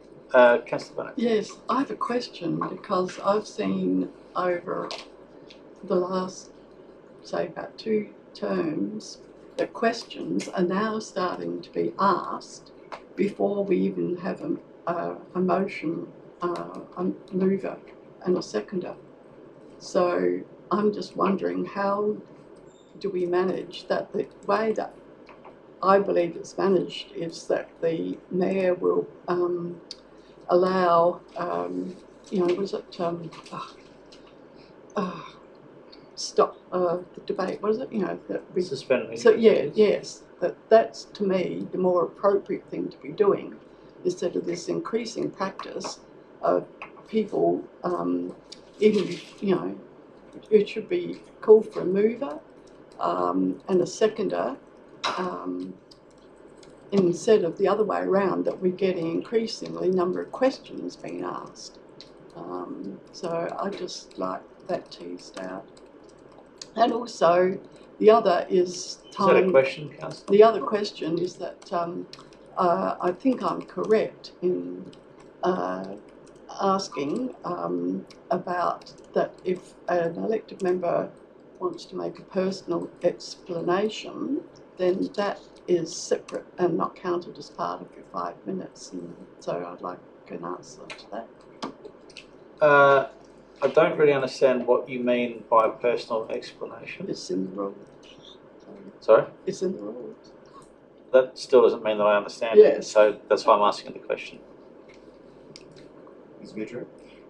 Through the chair, so a personal explanation is directly tied to a censure delivered by the mayor. So if a member calls a point of order and the mayor rules on a point of order in relation to meeting procedure, the person that the point of order has been called on has the opportunity to make a personal explanation as to why they acted in that way, so why they didn't follow meeting procedure. So it is, the personal explanation isn't counted to any time limit because it is directly related to a point of order in relation to a breach of meeting procedure. Thank you. Can't recall that occurring recently anyway. There was a first question I think that you had, Councillor Barnett. You made 2 points. You had a first question. I was asking about the practice of starting to ask questions, so before we've even got it moved in the second motion. So I've always treated suspend meeting procedures when I feel like there's a need to have more of a round table discussion, and if I don't feel like there's a need to have a round table discussion, then sometimes people may ask if they can ask a question before we have a mover and a seconder, and then some people, and I think that every elected member here has taken advantage of the opportunity to ask questions as part of debate. I don't think there's anyone who would honestly put their hand up and say they haven't done it. So I think that's right. If the mood of the chamber is that they would like me to crack down on that freedom that I've allowed and stick specifically to the rules and the legislation, despite the fact that that may not give us the best outcome, then I'm certainly happy to do that. But if the chamber's of a mind to say they appreciate the flexibility that gives and the ability to clarify a position before going into debate, I'm certainly happy to continue along those paths as well, but I'm in your hands. My question was asking questions and where they actually come. So into the we've now begun coming before we actually have a recommendation that's moved or seconded. So that was my question. I'd say that I think I just explained my position on that. Yeah, but I'm not necessarily, I'm interested in your position, but I want to know what the actual rules are. So I think it's been made clear that it's at the discretion of the chair. Ultimately, CEO, am I misinterpreting when you said that ultimately it's at the discretion of the chair? No, Mr. Mayor, that's correct. And ultimately, I'm sure there are different views around the table as to how this may be done differently or better. Routinely, my understanding of meeting protocols, and certainly this is going back some time to my university instruction on this subject, was that the objective of debate is to try and give everyone the best opportunity to have all the information they need at their fingertips prior to proceeding into the debate phase. So for questions to be asked prior to the moving of a motion is generally considered a positive, provided those questions are meaningful and have some degree of, they're constructive questions, because that enables not only the question asker but also everybody else around the table to hear more information that might be meaningful and relevant to the decision they need to make, including whether or not they wish to move or second the motion. But ultimately, how the Mayor chooses to leverage the privilege of question asking is at his discretion. I'm not sure there's any specific rules that prevent the current process from continuing. And I wasn't fortunate enough to attend that course with you, CEO, but back in 1926 or whenever it was. Sorry. Well, I graduated well and truly by then. So, but my intention has always been to try to get a good outcome, and we see what poor outcomes at council meetings around us look like, and I haven't seen the same happen around the chamber. So, on that basis, I suspect that the way that I've been managing it has been a contributing factor to getting those good outcomes. But if people would like to crack down on the looseness that I've been applying when running the meetings and stick specifically to the protocols and not allow questions at those points in time, then they may be of a mind to put forward that as an amendment, and then we'll consider that and then we'll vote on that. As long as they're questions, not a great big long spiel about. I understand the context of what a question is, Councillor Barnett, and I feel like I've had to pull up a number of elected members for not asking the question from time to time. I won't mention any names, but I feel like I have had to do that in the past. Anyway, it's at my discretion. I think the CEO's made that clear. I'll be the judge of that. I'll be the judge of that. Now, no long-windedness from you, Councillor. No, it's a question just in regards to declaring of recording of meetings, and this is formal council meetings. So we're in a public realm. I know it's on our meeting procedures, but for a lot of people that are maybe not familiar with a formal environment and aware that everything is captured, recorded on YouTube, I often ask, you'll notice at the beginning of a council meeting has the recording started, but it would be good if part of the council meeting that is declared the recording is now commenced and that this will be broadcast live, because sometimes we have consultants or people in the gallery or that kind of thing. So it's a suggestion. I could put it as an amendment or a suggestion, but I don't know what others thought. So maybe that's in debate. I don't mind that suggestion myself. I'm not sure whether I've got the flexibility and freedom and wherewithal these days to suggest that we put that as part A. I don't think that causes any harm at all, and I think that it puts us in a good position if someone claims that they weren't aware, even though we say that they are recorded. So unless someone has a different view, I might request that that's added in.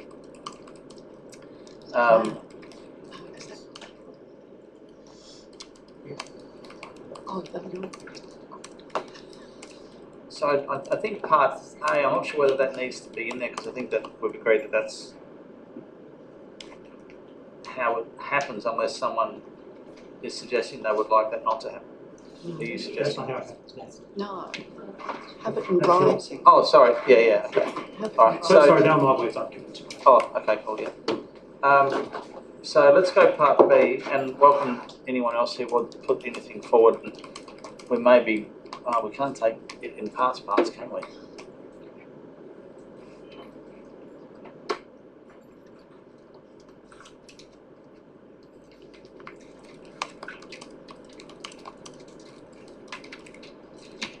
Is there anything else anyone would like to put forward to be considered?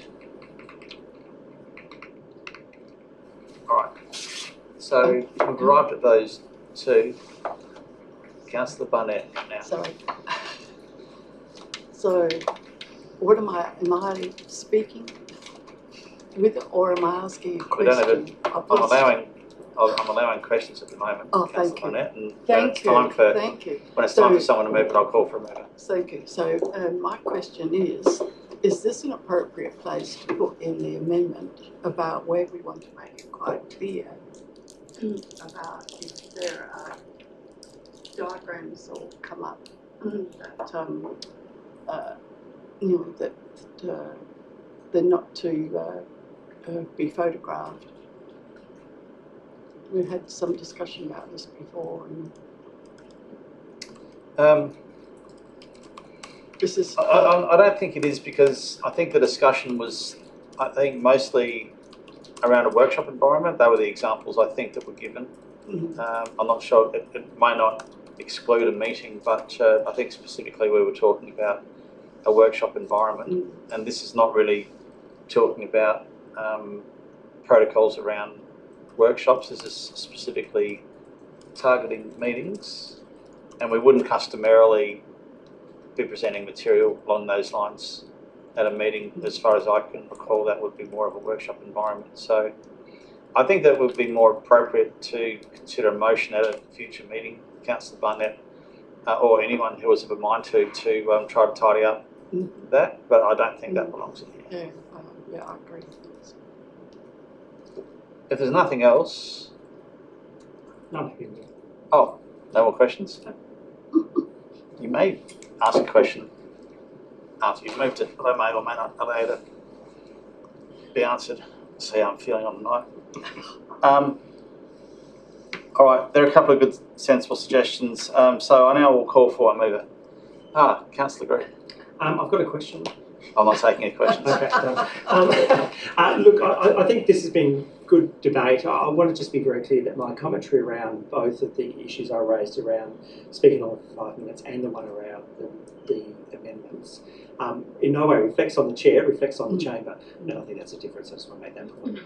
And I think it's also making sure that we all know what the ground rules are so we can all play by the same rules, because this is something that I actually spoke to Mel about probably close to 12 months ago, 6 months ago, and I'd never heard that notion of some pre-debate versus questions versus the 5 minutes. I always thought 5 minutes was way to go, and that's why sometimes I've said to people answering a question, thank you, you're into my 5 minutes, I want to keep going, and not being aware of that rule. So that was probably the reflection on today.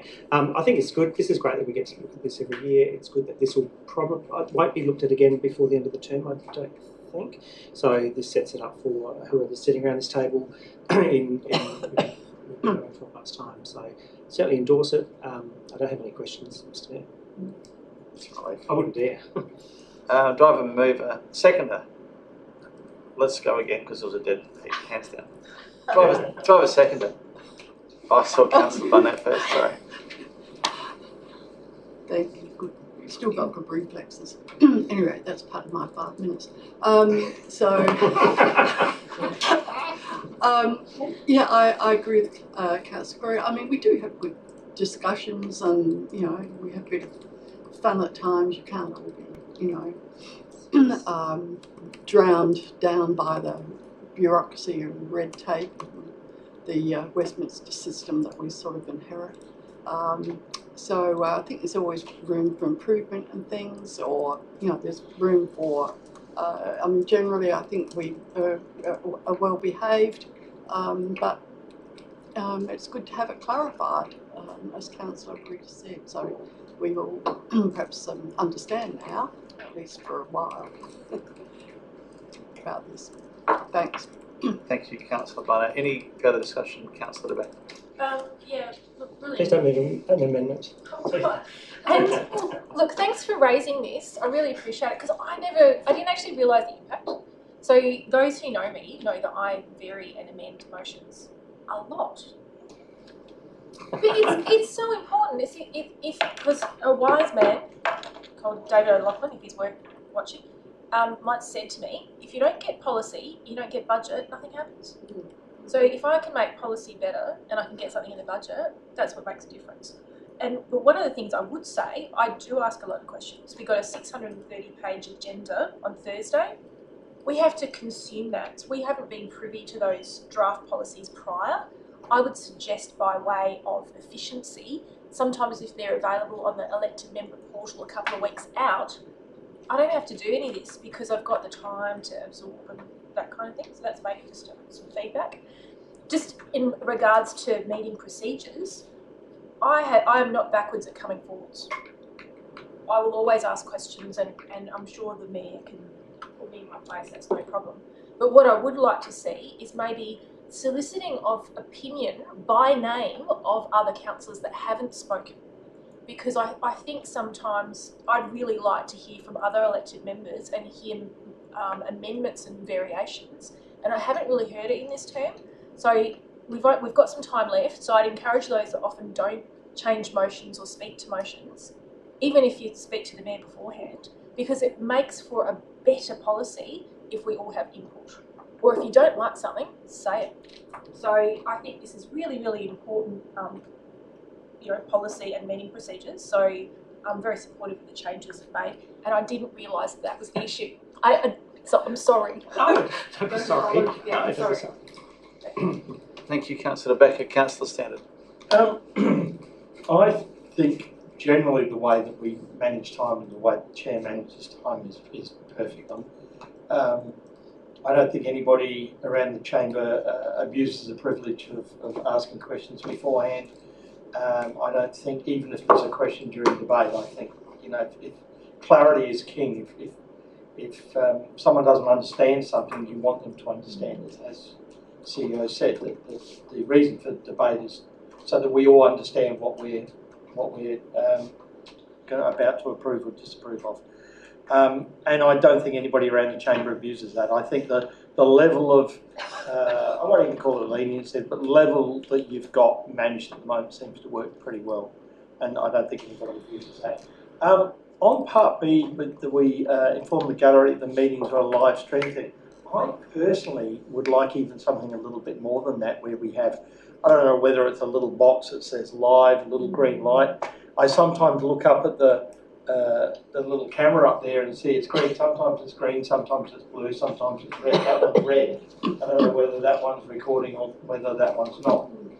So I'm wondering if there would be, I don't know whether it's possible to do, there's probably something on Temu that'll do it, you can plug into your USB.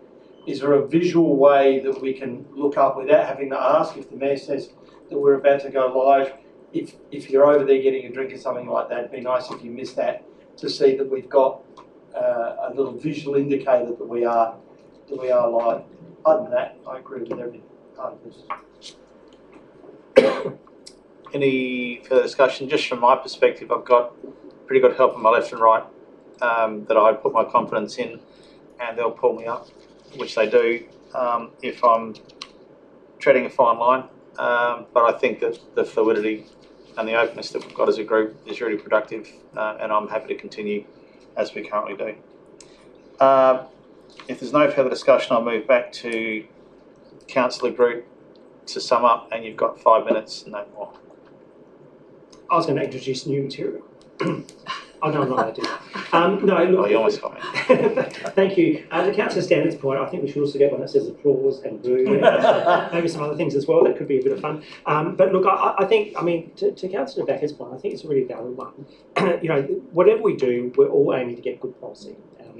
And that's kind of the intent of us sitting around here every month for a couple of hours at night. And I have no problems with asking questions or people asking questions. And just to be really, really clear, that was not the intent of my conversation. It was more about the mechanics of the 5 minutes. How long can I talk for? That was the intent.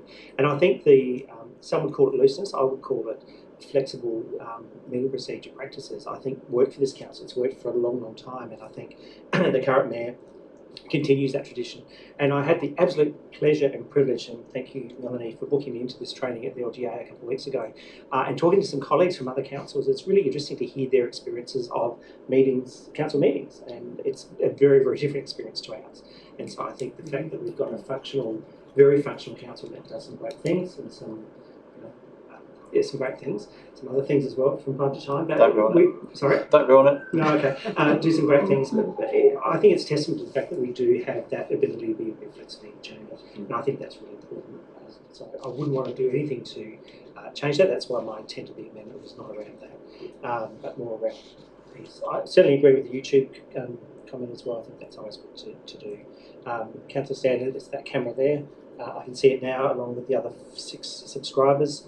I won't ask people to put their hand up if they are watching, but 6 plus myself tonight. But it's always that camera to give you another. But I certainly commend the motion. Thank you to the staff that go through and think this stuff through for us as well as we do this, because it's important and it's sometimes the unseen work of what happens in councils is reviewing things like meeting procedures. We get excited about it. We spent probably 25 minutes talking about this. Others probably excited. Have I got any more time left? No, you've got a minute. Oh, I'll get back to you. Some of us got to get the apple. Thank you for that fantastic summary, one of the best. I'm glad it's recorded for prosperity. So let's put that to the vote. All those in favour? Against? Carried unanimously. Item 10.7, general purpose financial statements for the year ended 30 June 2025. There's a recommendation on page 286. Do we have a mover? Deputy Mayor Nelson. Happy to move. I think it was actually quite a pleasure to read that nearly 100-page statement. So solid results. I think it shows very responsible spending by council while in the midst of a number of interesting projects. Clearly a larger surplus than budgeted, but the reason for that is carry forwards. As we discuss every year, nobody likes carry forwards, but they are reduced. I believe most of the flagged items are either completed or well underway. Very happy to see their asset renewal interest ratios and net financial liabilities are all within the levels that we've set. So again, I think it just shows financial and fiscal responsibility, and very happy to support the motion. Thank you, Deputy Mayor Nelson. Do I have a seconder? Councillor Tweenwin. I'm happy to support it. I think if the Risk and Audit Committee have ran through it and have given their okay, I'm very confident that it's okay. So they've obviously reviewed it and it looks good, so I'm happy to endorse it. Thank you for the motion. Thank you. Unless anyone intends to speak against this motion, then I'll move back to the mover, Deputy Mayor Nelson. Let's put it to the vote. All those in favour? Against? Carried unanimously. Item 10.8, annual report. Recommendation on page 367. Do I have a mover? Councillor Deputy Mayor Nelson. Sure, absolutely. Great document. Very easy to read, very well laid out. Excellent that we've updated some of the images that were skewed in the last year. So, but I do note a couple of minor things, just for clarity. On the layouts table, my name's missing. I don't know whether I've been demoted, not included, just dropped off the radar. So I think for clarity, it'd be good to make sure that gets added back in. I also think that somebody needs to go through and just review the details of the council meeting records. For example, it shows in there that Councillor Barnett is not on the CEO PDR committee. It doesn't show the Mayor, Councillor Groot, Councillor Nguyen, Councillor Holt, and myself are. It's got me down there still as cap, whereas Councillor Barnett is now on cap. So I think there's a number of those meeting numbers that I think if we're going to have that in the record, they need to be accurate. Apart from that, there's a few other minor errors that just need to be reviewed, which I'm sure will come happy under that. But I think it's a great document that actually has the breakdown of the numbers, and I'm a numbers guy, I love data. And I think the numbers that it presents and what it represents is a very good document, and well done to Farley and the team for putting that together. Thank you. Do I have a seconder? Councillor Standard. You might be surprised to learn that I really love annual reports. I've written a few in my time, and I find they're just a fantastic snapshot of any company or organisation. If you want to know something about an organisation, or company or council, go back to the last annual report, and you usually find what you want in there. There's nothing to hide. It's all there laid out in black and white, or green and black and pink and black as it is in here. These are fantastic. I always enjoy reading it from cover to cover, surprisingly. I learn more, believe it or not, by looking at the annual report than I do just kind of through osmosis on being on council. Absolutely commend this to you. Thank you, Councillor Stannon. Unless anyone's got anything. Councillor Green, something new to add, a point to make that hasn't been raised. Yeah, I actually do. Thank you, Mayor. So over sort of probably the last 10, probably 15, 20 years, I've noticed the trend around annual reports. It kind of changes from time to time. And I'm just curious what's happening in the local government sector from an annual report perspective. I think it's great. I think it looks good. Big fan of the, something that you can actually give to people and people can read and consume.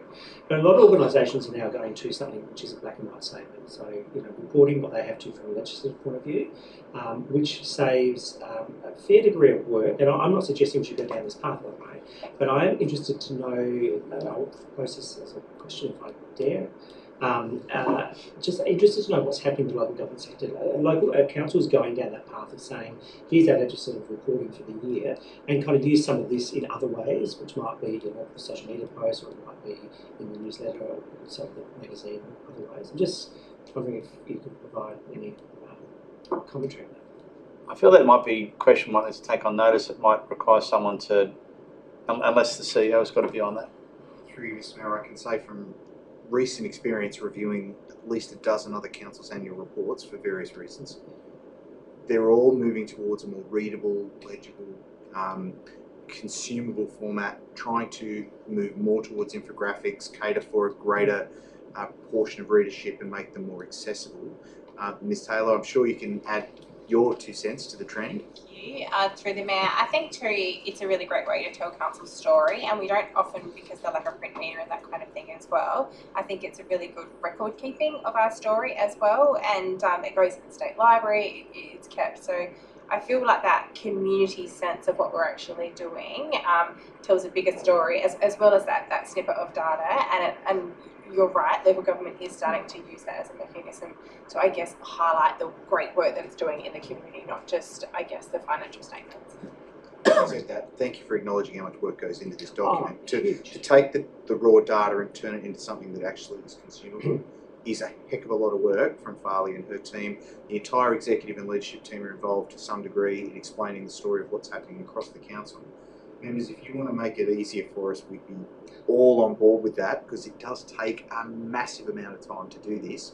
But equally, members, we have always felt that the message from you has been to tell our story to the community and make it easy to read and accessible, and we're trying to do that as best we can.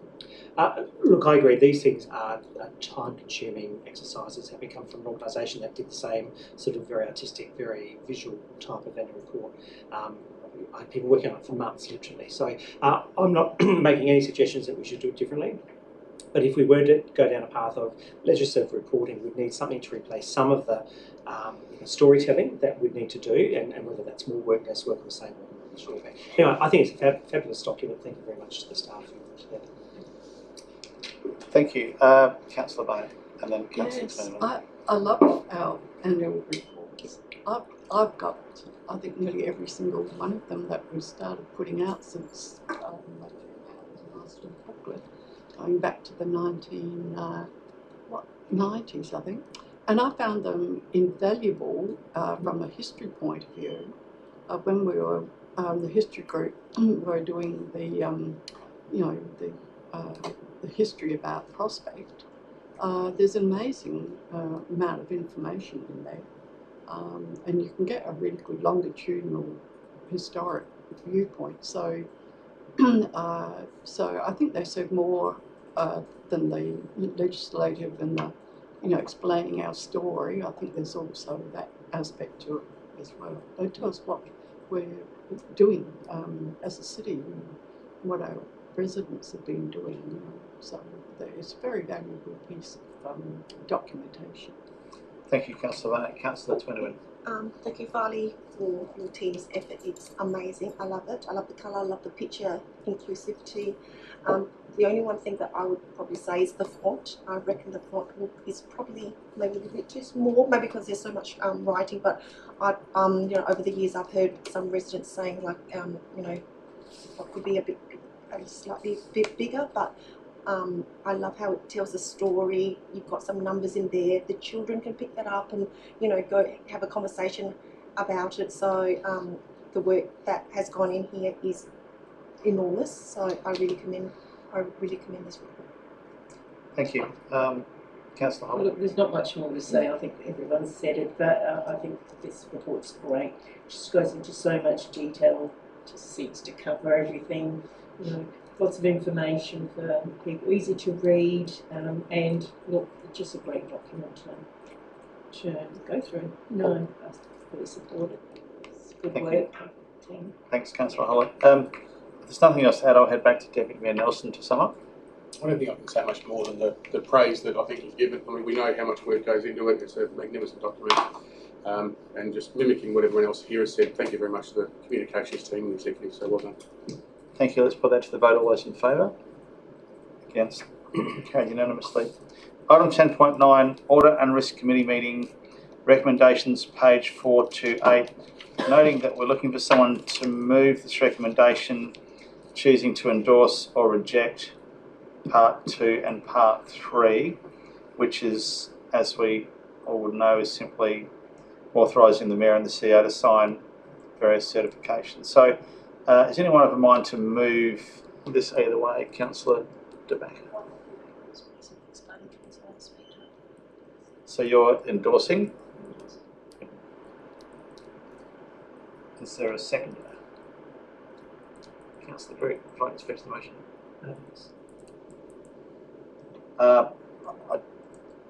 There may be something else that hasn't already been said. Actually, there could be, because nothing's been said. But I might take it that this one's a fairly simple one. So unless Councillor De Backer sees the need to sum up, I'll put it to the vote. All those in favour? Against? Carried unanimously. Okay, we are up to reports for information, and as we know, we have the opportunity to take these reports en bloc. So we'll go through them and we'll move them en bloc unless they're pulled out. Item 11.1, investment and borrowings report. Would anyone like to pull that one out? No. Item 11.2, annual council resolution update. Would anyone like to pull that one out? Item 11.3, I'll pull that one out to make a correction to one of the things noted in there. Item 11.4, council activity update. Would anyone like to pull that one out? If not, then we're moving items 11.1, 11.2, 11.4 on block. Do I have a mover? Councillor Grigg, do I have a seconder? Deputy Mayor Nelson. No discussion with en bloc. All those in favour? Against? Carried unanimously. The reason for putting out 11.3 is because I was on my way to the Remembrance Day ceremony and got an urgent work call and couldn't make it, but it was listed that I attended. So thank you to the elected members, Councillor Backer and Barnett, who were there on the day. But if we can amend that one to show that I was not there for that one. So I'll move that one to have a seconder. Councillor Grigg, all those in favour? Okay, unanimously. Okay, so we're on to item 12, general business, council member reports and or briefings. Thank you to Councillor Barnett, former Councillor Jason Nelson, and Councillor De Backer for your reports and all your hard work that no doubt everybody's doing. Now moving on to item 12.2, motions on notice. 12.2.1, notice of motion, prudential review of PLP project put forward by Councillor De Backer. Assuming you'd like to move the motion, Councillor De Backer. Yes, I would. Thank you. Over to you. Yeah, so thanks for. Sorry, just looking at something else. So just in regards to this motion to defer the matters of land unification, community land management plans and proposed code amendments associated with the Prospect Lifestyle Precinct project until after detailed business case and prudential review has been received and endorsed. I'll preface that with the fact that I'm on the Audit and Risk Committee, so a lot of feasibility and risk management work is already being done, right? So we've got the CEO and the Mayor signing off on financials, and we're doing a lot of risk management in the background. I've had to school up on prudential reporting myself, but the difference between, I guess, prudential reporting and an in-house thing is legislation, and there's a bit of external visibility. It's a bit more independent. So I'll remind members, this was the roadmap that we looked at back in, I think it was 2024, January 2024, and it clearly shows a prudential review prior to any decision making taking place. So Council will agree on the preferred concept based on detailed feasibility and financing advice under prudential review. So the PLP project is ticking along, and obviously for elected members, particularly those in the Central Ward, a lot of the discussions have been held in confidence. So it's been, been quite challenging to talk to our community. And now that, things are in the public realm, certainly there's people want to see the detail, and rightly so. But speaking to that, we haven't actually received the Phase 3 consultation report yet, and maybe just a question through the Chair when the elected members will receive that. I believe that at the workshop next Tuesday night that will be presented, unless I'm incorrect. Through you, Mr Mayor, we're hoping to get you the results by Friday of this week, ahead of next week's workshop. Would that be available publicly?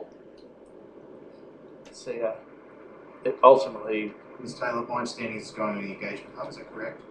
No, through the Mayor, it'll go to elected members first. Elected members have to see the information first prior to the workshop, and then Wednesday morning we can the engagement report will be put up on Engagement Hub.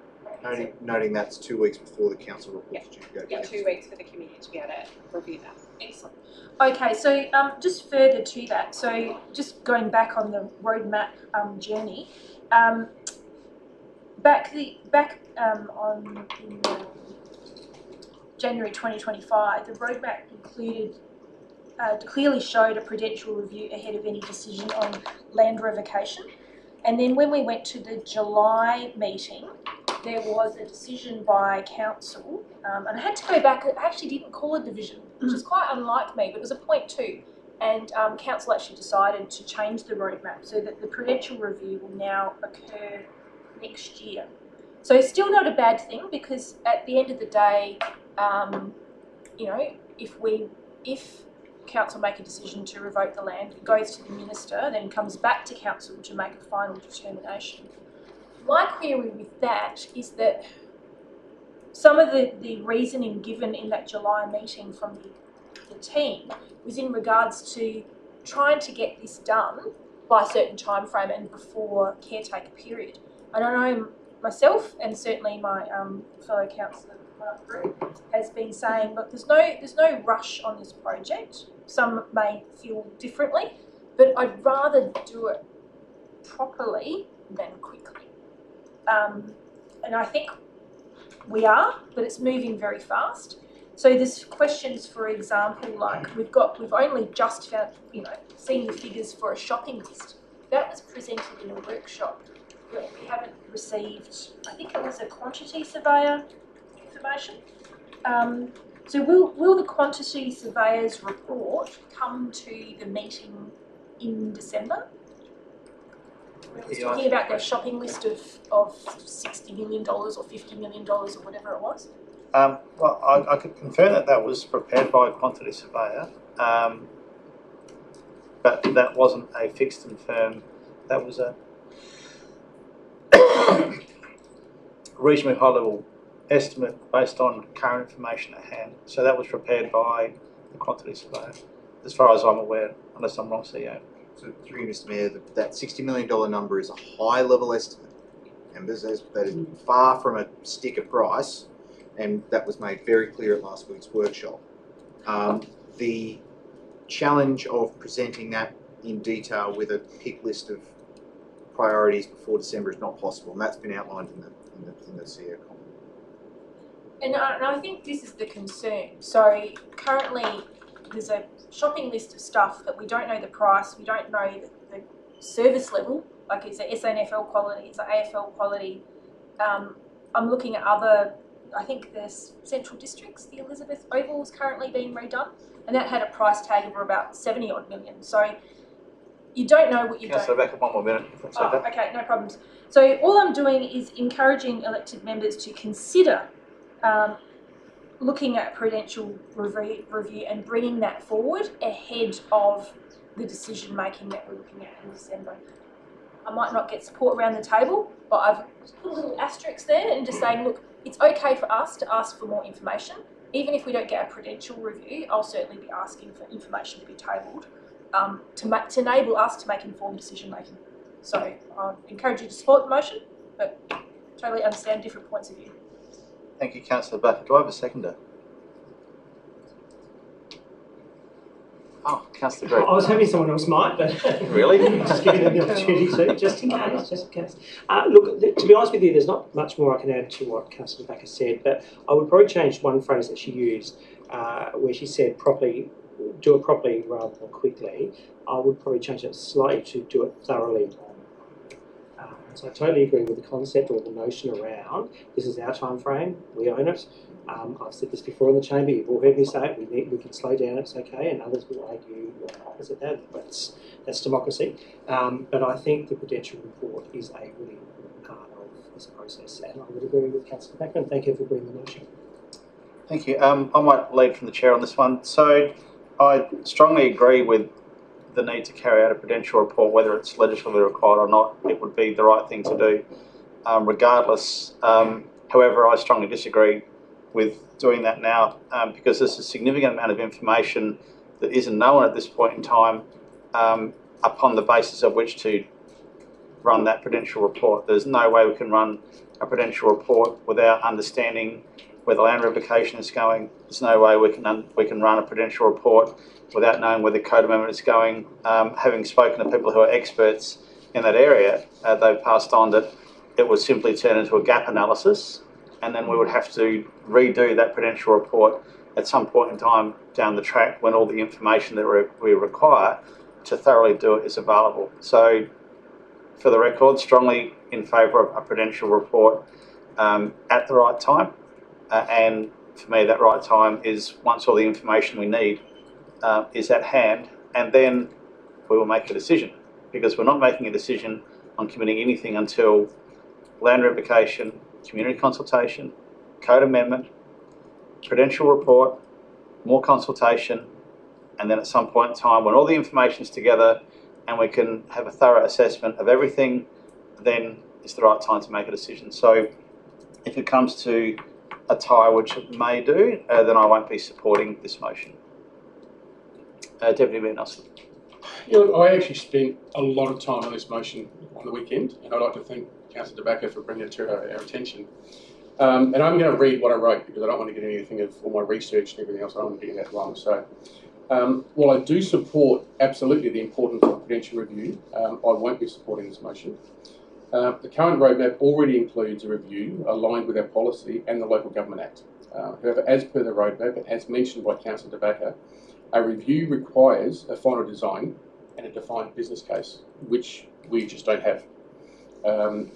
Deferring action now would stall progress and would stall progress without providing a viable path forward. In my belief, it would simply create a circular dependency. We can't move forward without a prudential review. We can't do a review without moving forward. The motion also overlooks the steps that we're taking on revocation on the CLMPs and the code amendment do not lock us in to development outcomes. They are part of the stage process with consultation and decision gateways still ahead. My belief is delaying at this point risks losing momentum and increasing community uncertainty, particularly when the review will still occur just at a more appropriate stage in the project. So based on those reasons, I won't be supporting the motion. Thank you, Deputy Mayor Nelson. Any other discussion, any points that haven't already been covered? Councillor Barnett. Yes, at this stage I don't support the motion, and mainly I've gone back and read all Prospect Council's audit and risk advisory committee meetings since we started the lifestyle precinct. So again, like Councillor Justin, a heavy load of reading. And there is nowhere in there that our experts on the Audit and Risk Advisory Committee, which has Councillor Tobacco and Councillor Nelson, sitting on there, there's nowhere that I find that they've asked Council for a prudential review from the public minutes.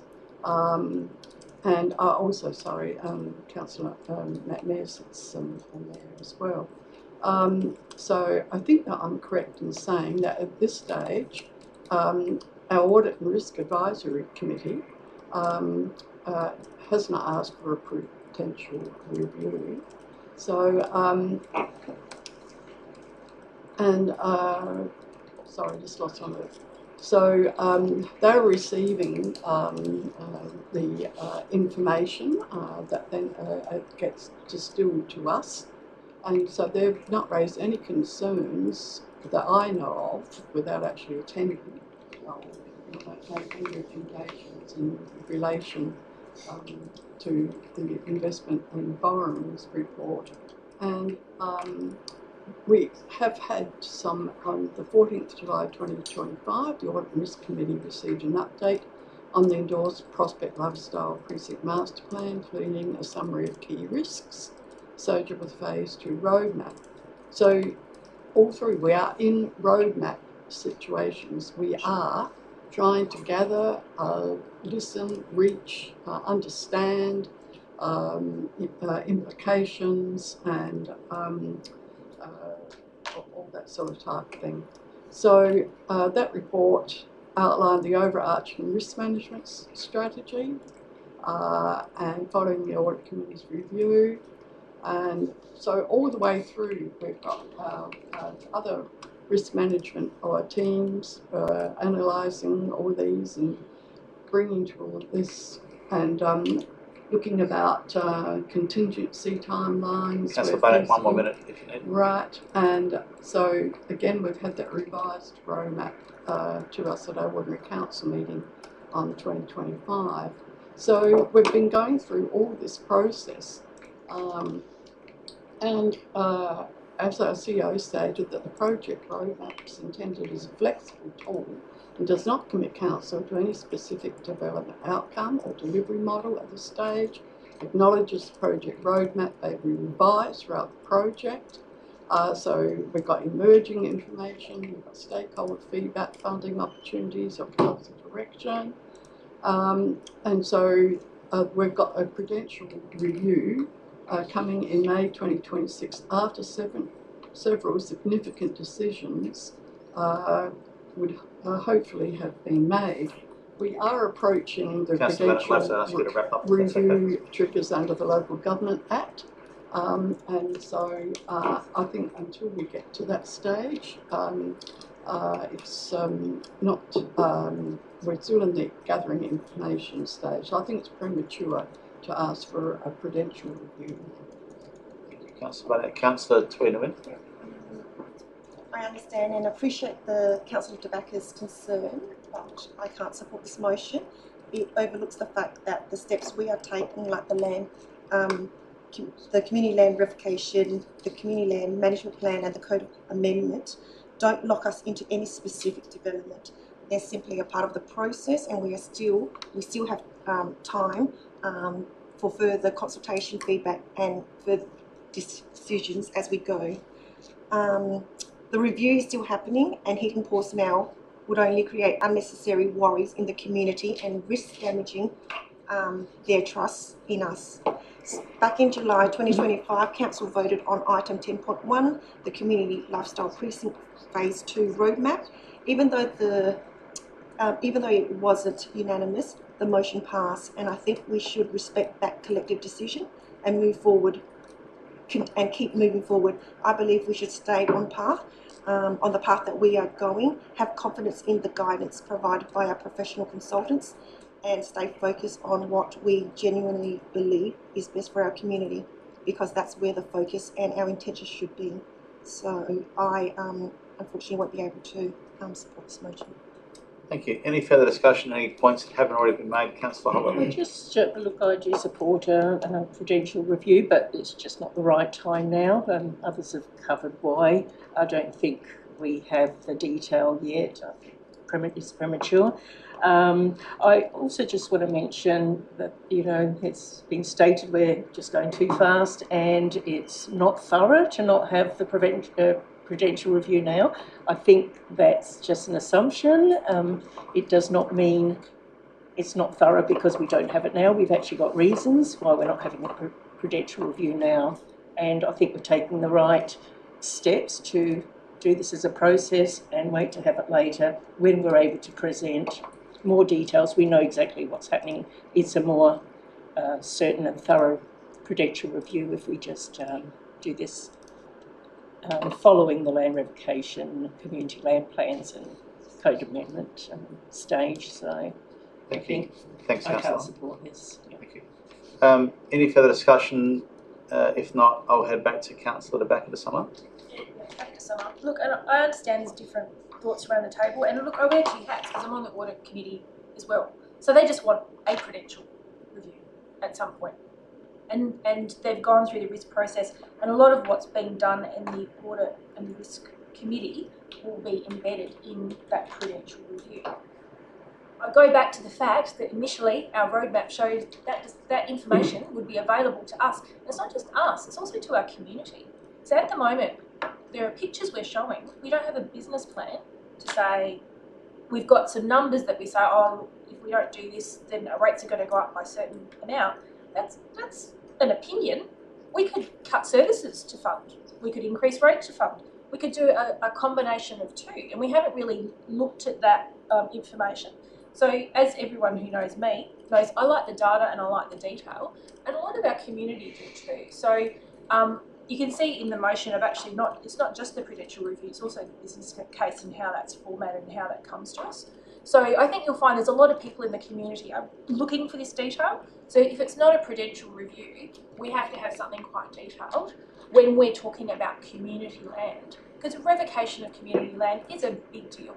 And we better have a really good reason for it. We better have it written in a format that's, I guess, convincing to our public. I've certainly haven't got enough information to make my decision. So like I said, I would like the detail of the quantity surveyors figures that has come to us. I want to see the phase 3 consultation. And all that information is going to come out to us only a couple of weeks before a big decision. So though I might not get support on the floor tonight, I'd be really encouraging of all elected members to be asking questions, because if you don't know, you shouldn't be voting for it. So I'd encourage you to support the motion, but certainly understand different people's views. Thank you, Councillor De Backer. Let's put that to the vote. All those in favour? Oh. Congratulations. So Against? Division. Motion carried. Not carried. Motion not carried. Oops. On the order, I take your first decision. Strike that from the record. If you voted in favour of that motion, please stand up. In favour of. I was going to change my mind.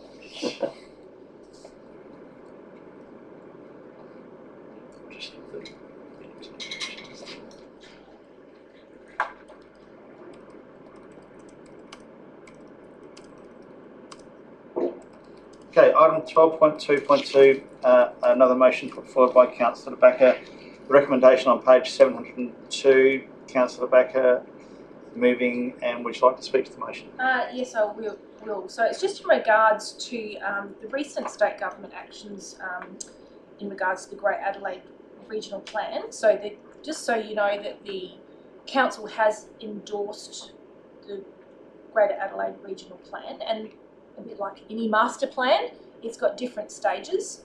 A report back to council could include, but not be limited to, the Accommodation Diversity Code Amendment, Affordable Housing Code Amendment, Strategic Infill Review and Code Amendment, specifically around the review of existing urban corridor policy, Infill Design Quality Code Amendment, and an update on the Greater Adelaide Regional Plan addressing the concerns raised in the council submission in 2024.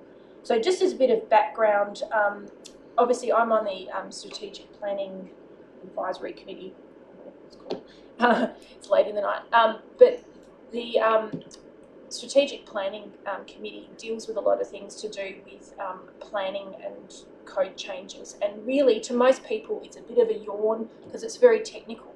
However, things are getting real very quickly.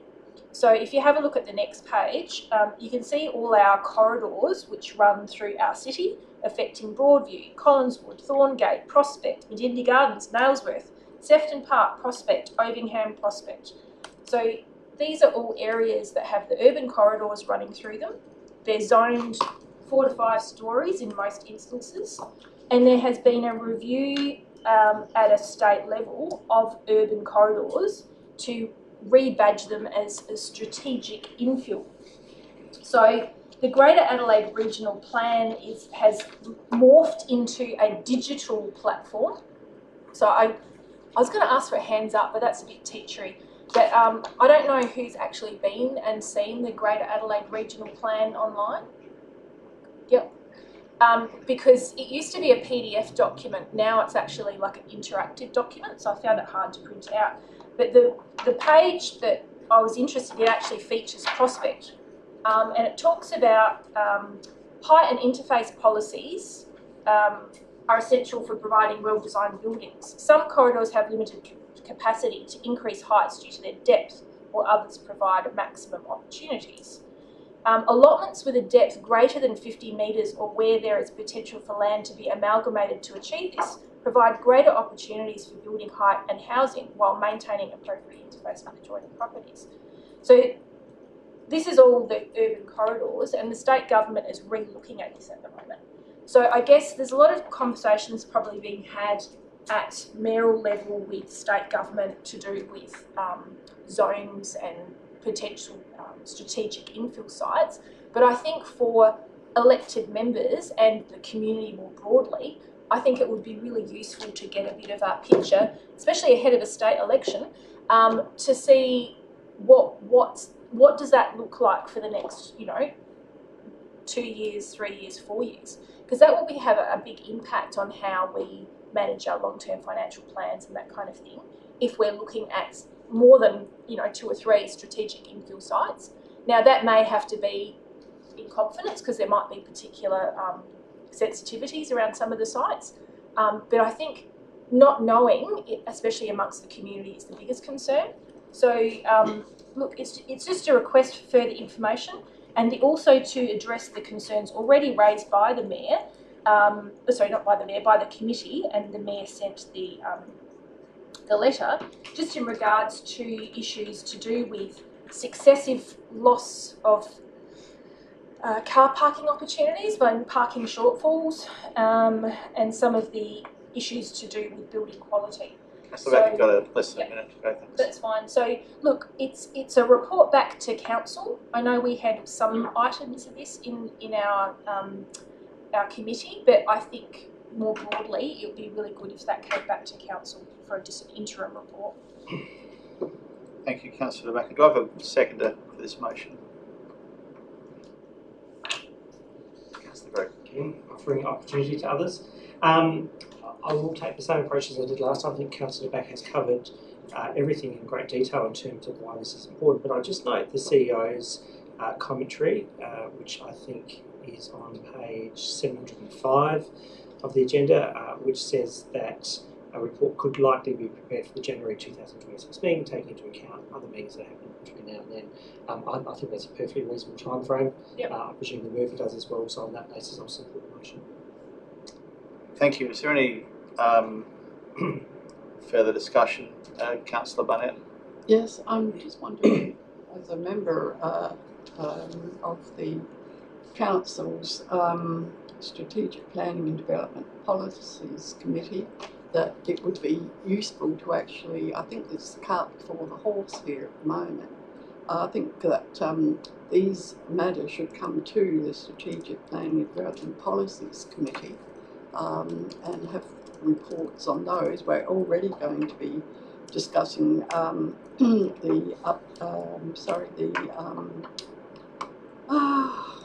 just lost it now. The Accommodation Diversity Code Amendment on the 1st of December.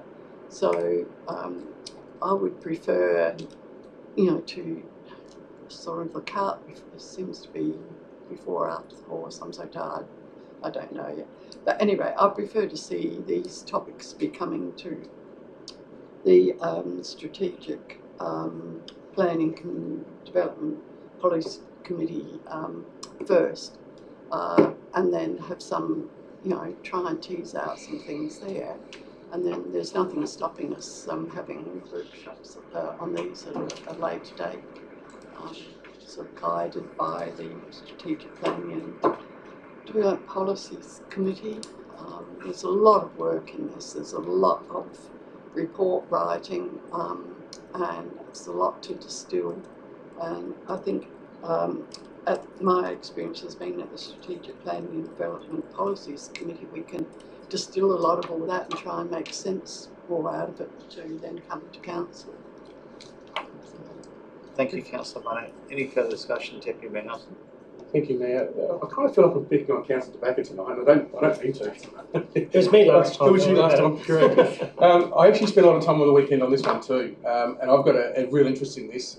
As most, I'm the chair of Lincoln College in North Adelaide, and we're dealing a lot with these planning codes and everything. So I'm looking through this with wild eyes as well. And while I understand the intent of the motion, once again, unfortunately, I won't be supporting it. Reason being, most of the information being requested is actually already publicly available. Or it's scheduled to be discussed, such as the Accommodation Diversity Code that we are meeting on next Monday night at SPDPC. Several other initiatives mentioned haven't even been initiated yet, and as I say, I have been following this intently during my role at Lincoln. So my belief is a report at this stage won't really offer much value. I think if this was 3 or 4 months down the track, it would offer a lot more value. I do note the CEO's comments confirm that the Garrock plan does not propose increasing maximum heights and densities. I've read that, and that's I've confirmed that. And we'll still have opportunities to respond to future code amendments through proper consultation. It's unfortunate the way the motion's been written, because I would certainly support 2B, but even if we take it in parts, that wouldn't be possible. So, given the limited benefit and the potential duplication of effort, unfortunately I won't be supporting this motion. Thank you, Deputy Mayor Nelson. Any further discussion? Any points that haven't been raised at this point in time? If not, I'll head back to Councillor Tobacco for a brief summary. Yep. Look, I understand there's different views around the room. However, there is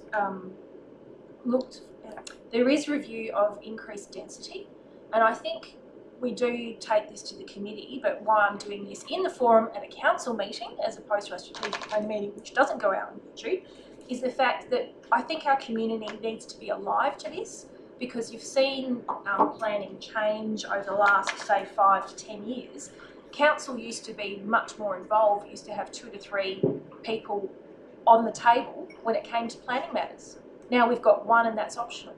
So a lot of planning matters are now being run by the state. So when people are coming to me, anxious about the changing scope of corridors, and they're looking elsewhere to what's happening in Campbelltown and Goodwood and Norwood and things like that, this is, obviously as a local government, we're supportive of that, but we want to get the best outcome. So I think I'm also just trying to raise the profile of the GARP, because this is action time, and just to let us know and our community know.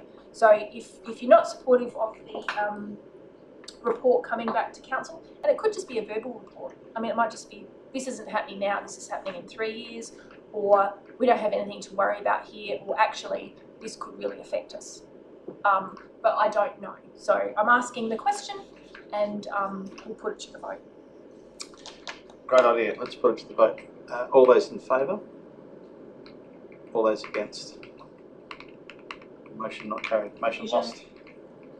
If you voted in favour of, please be upstanding.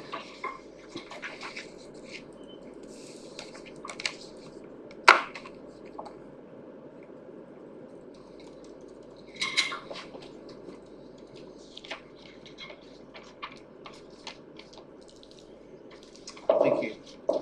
Item 12.3, questions with notice, there are nil. 12.4, urgent motions without notice, there are nil. 12.5 late reports, there are nil. And that brings us to the end of the, okay, almost to the end, except not really almost. Item 13, confidential items. 13.1, minutes of the CEO PDR committee meeting held on the 17th of November. There's a recommendation to go into confidence. Do I have a mover? Deputy Mayor and Councillor Barnett, seconder. All those in favour? So we'll just take a quick 5-minute break to get set up and organised and finish the recording. If you should be here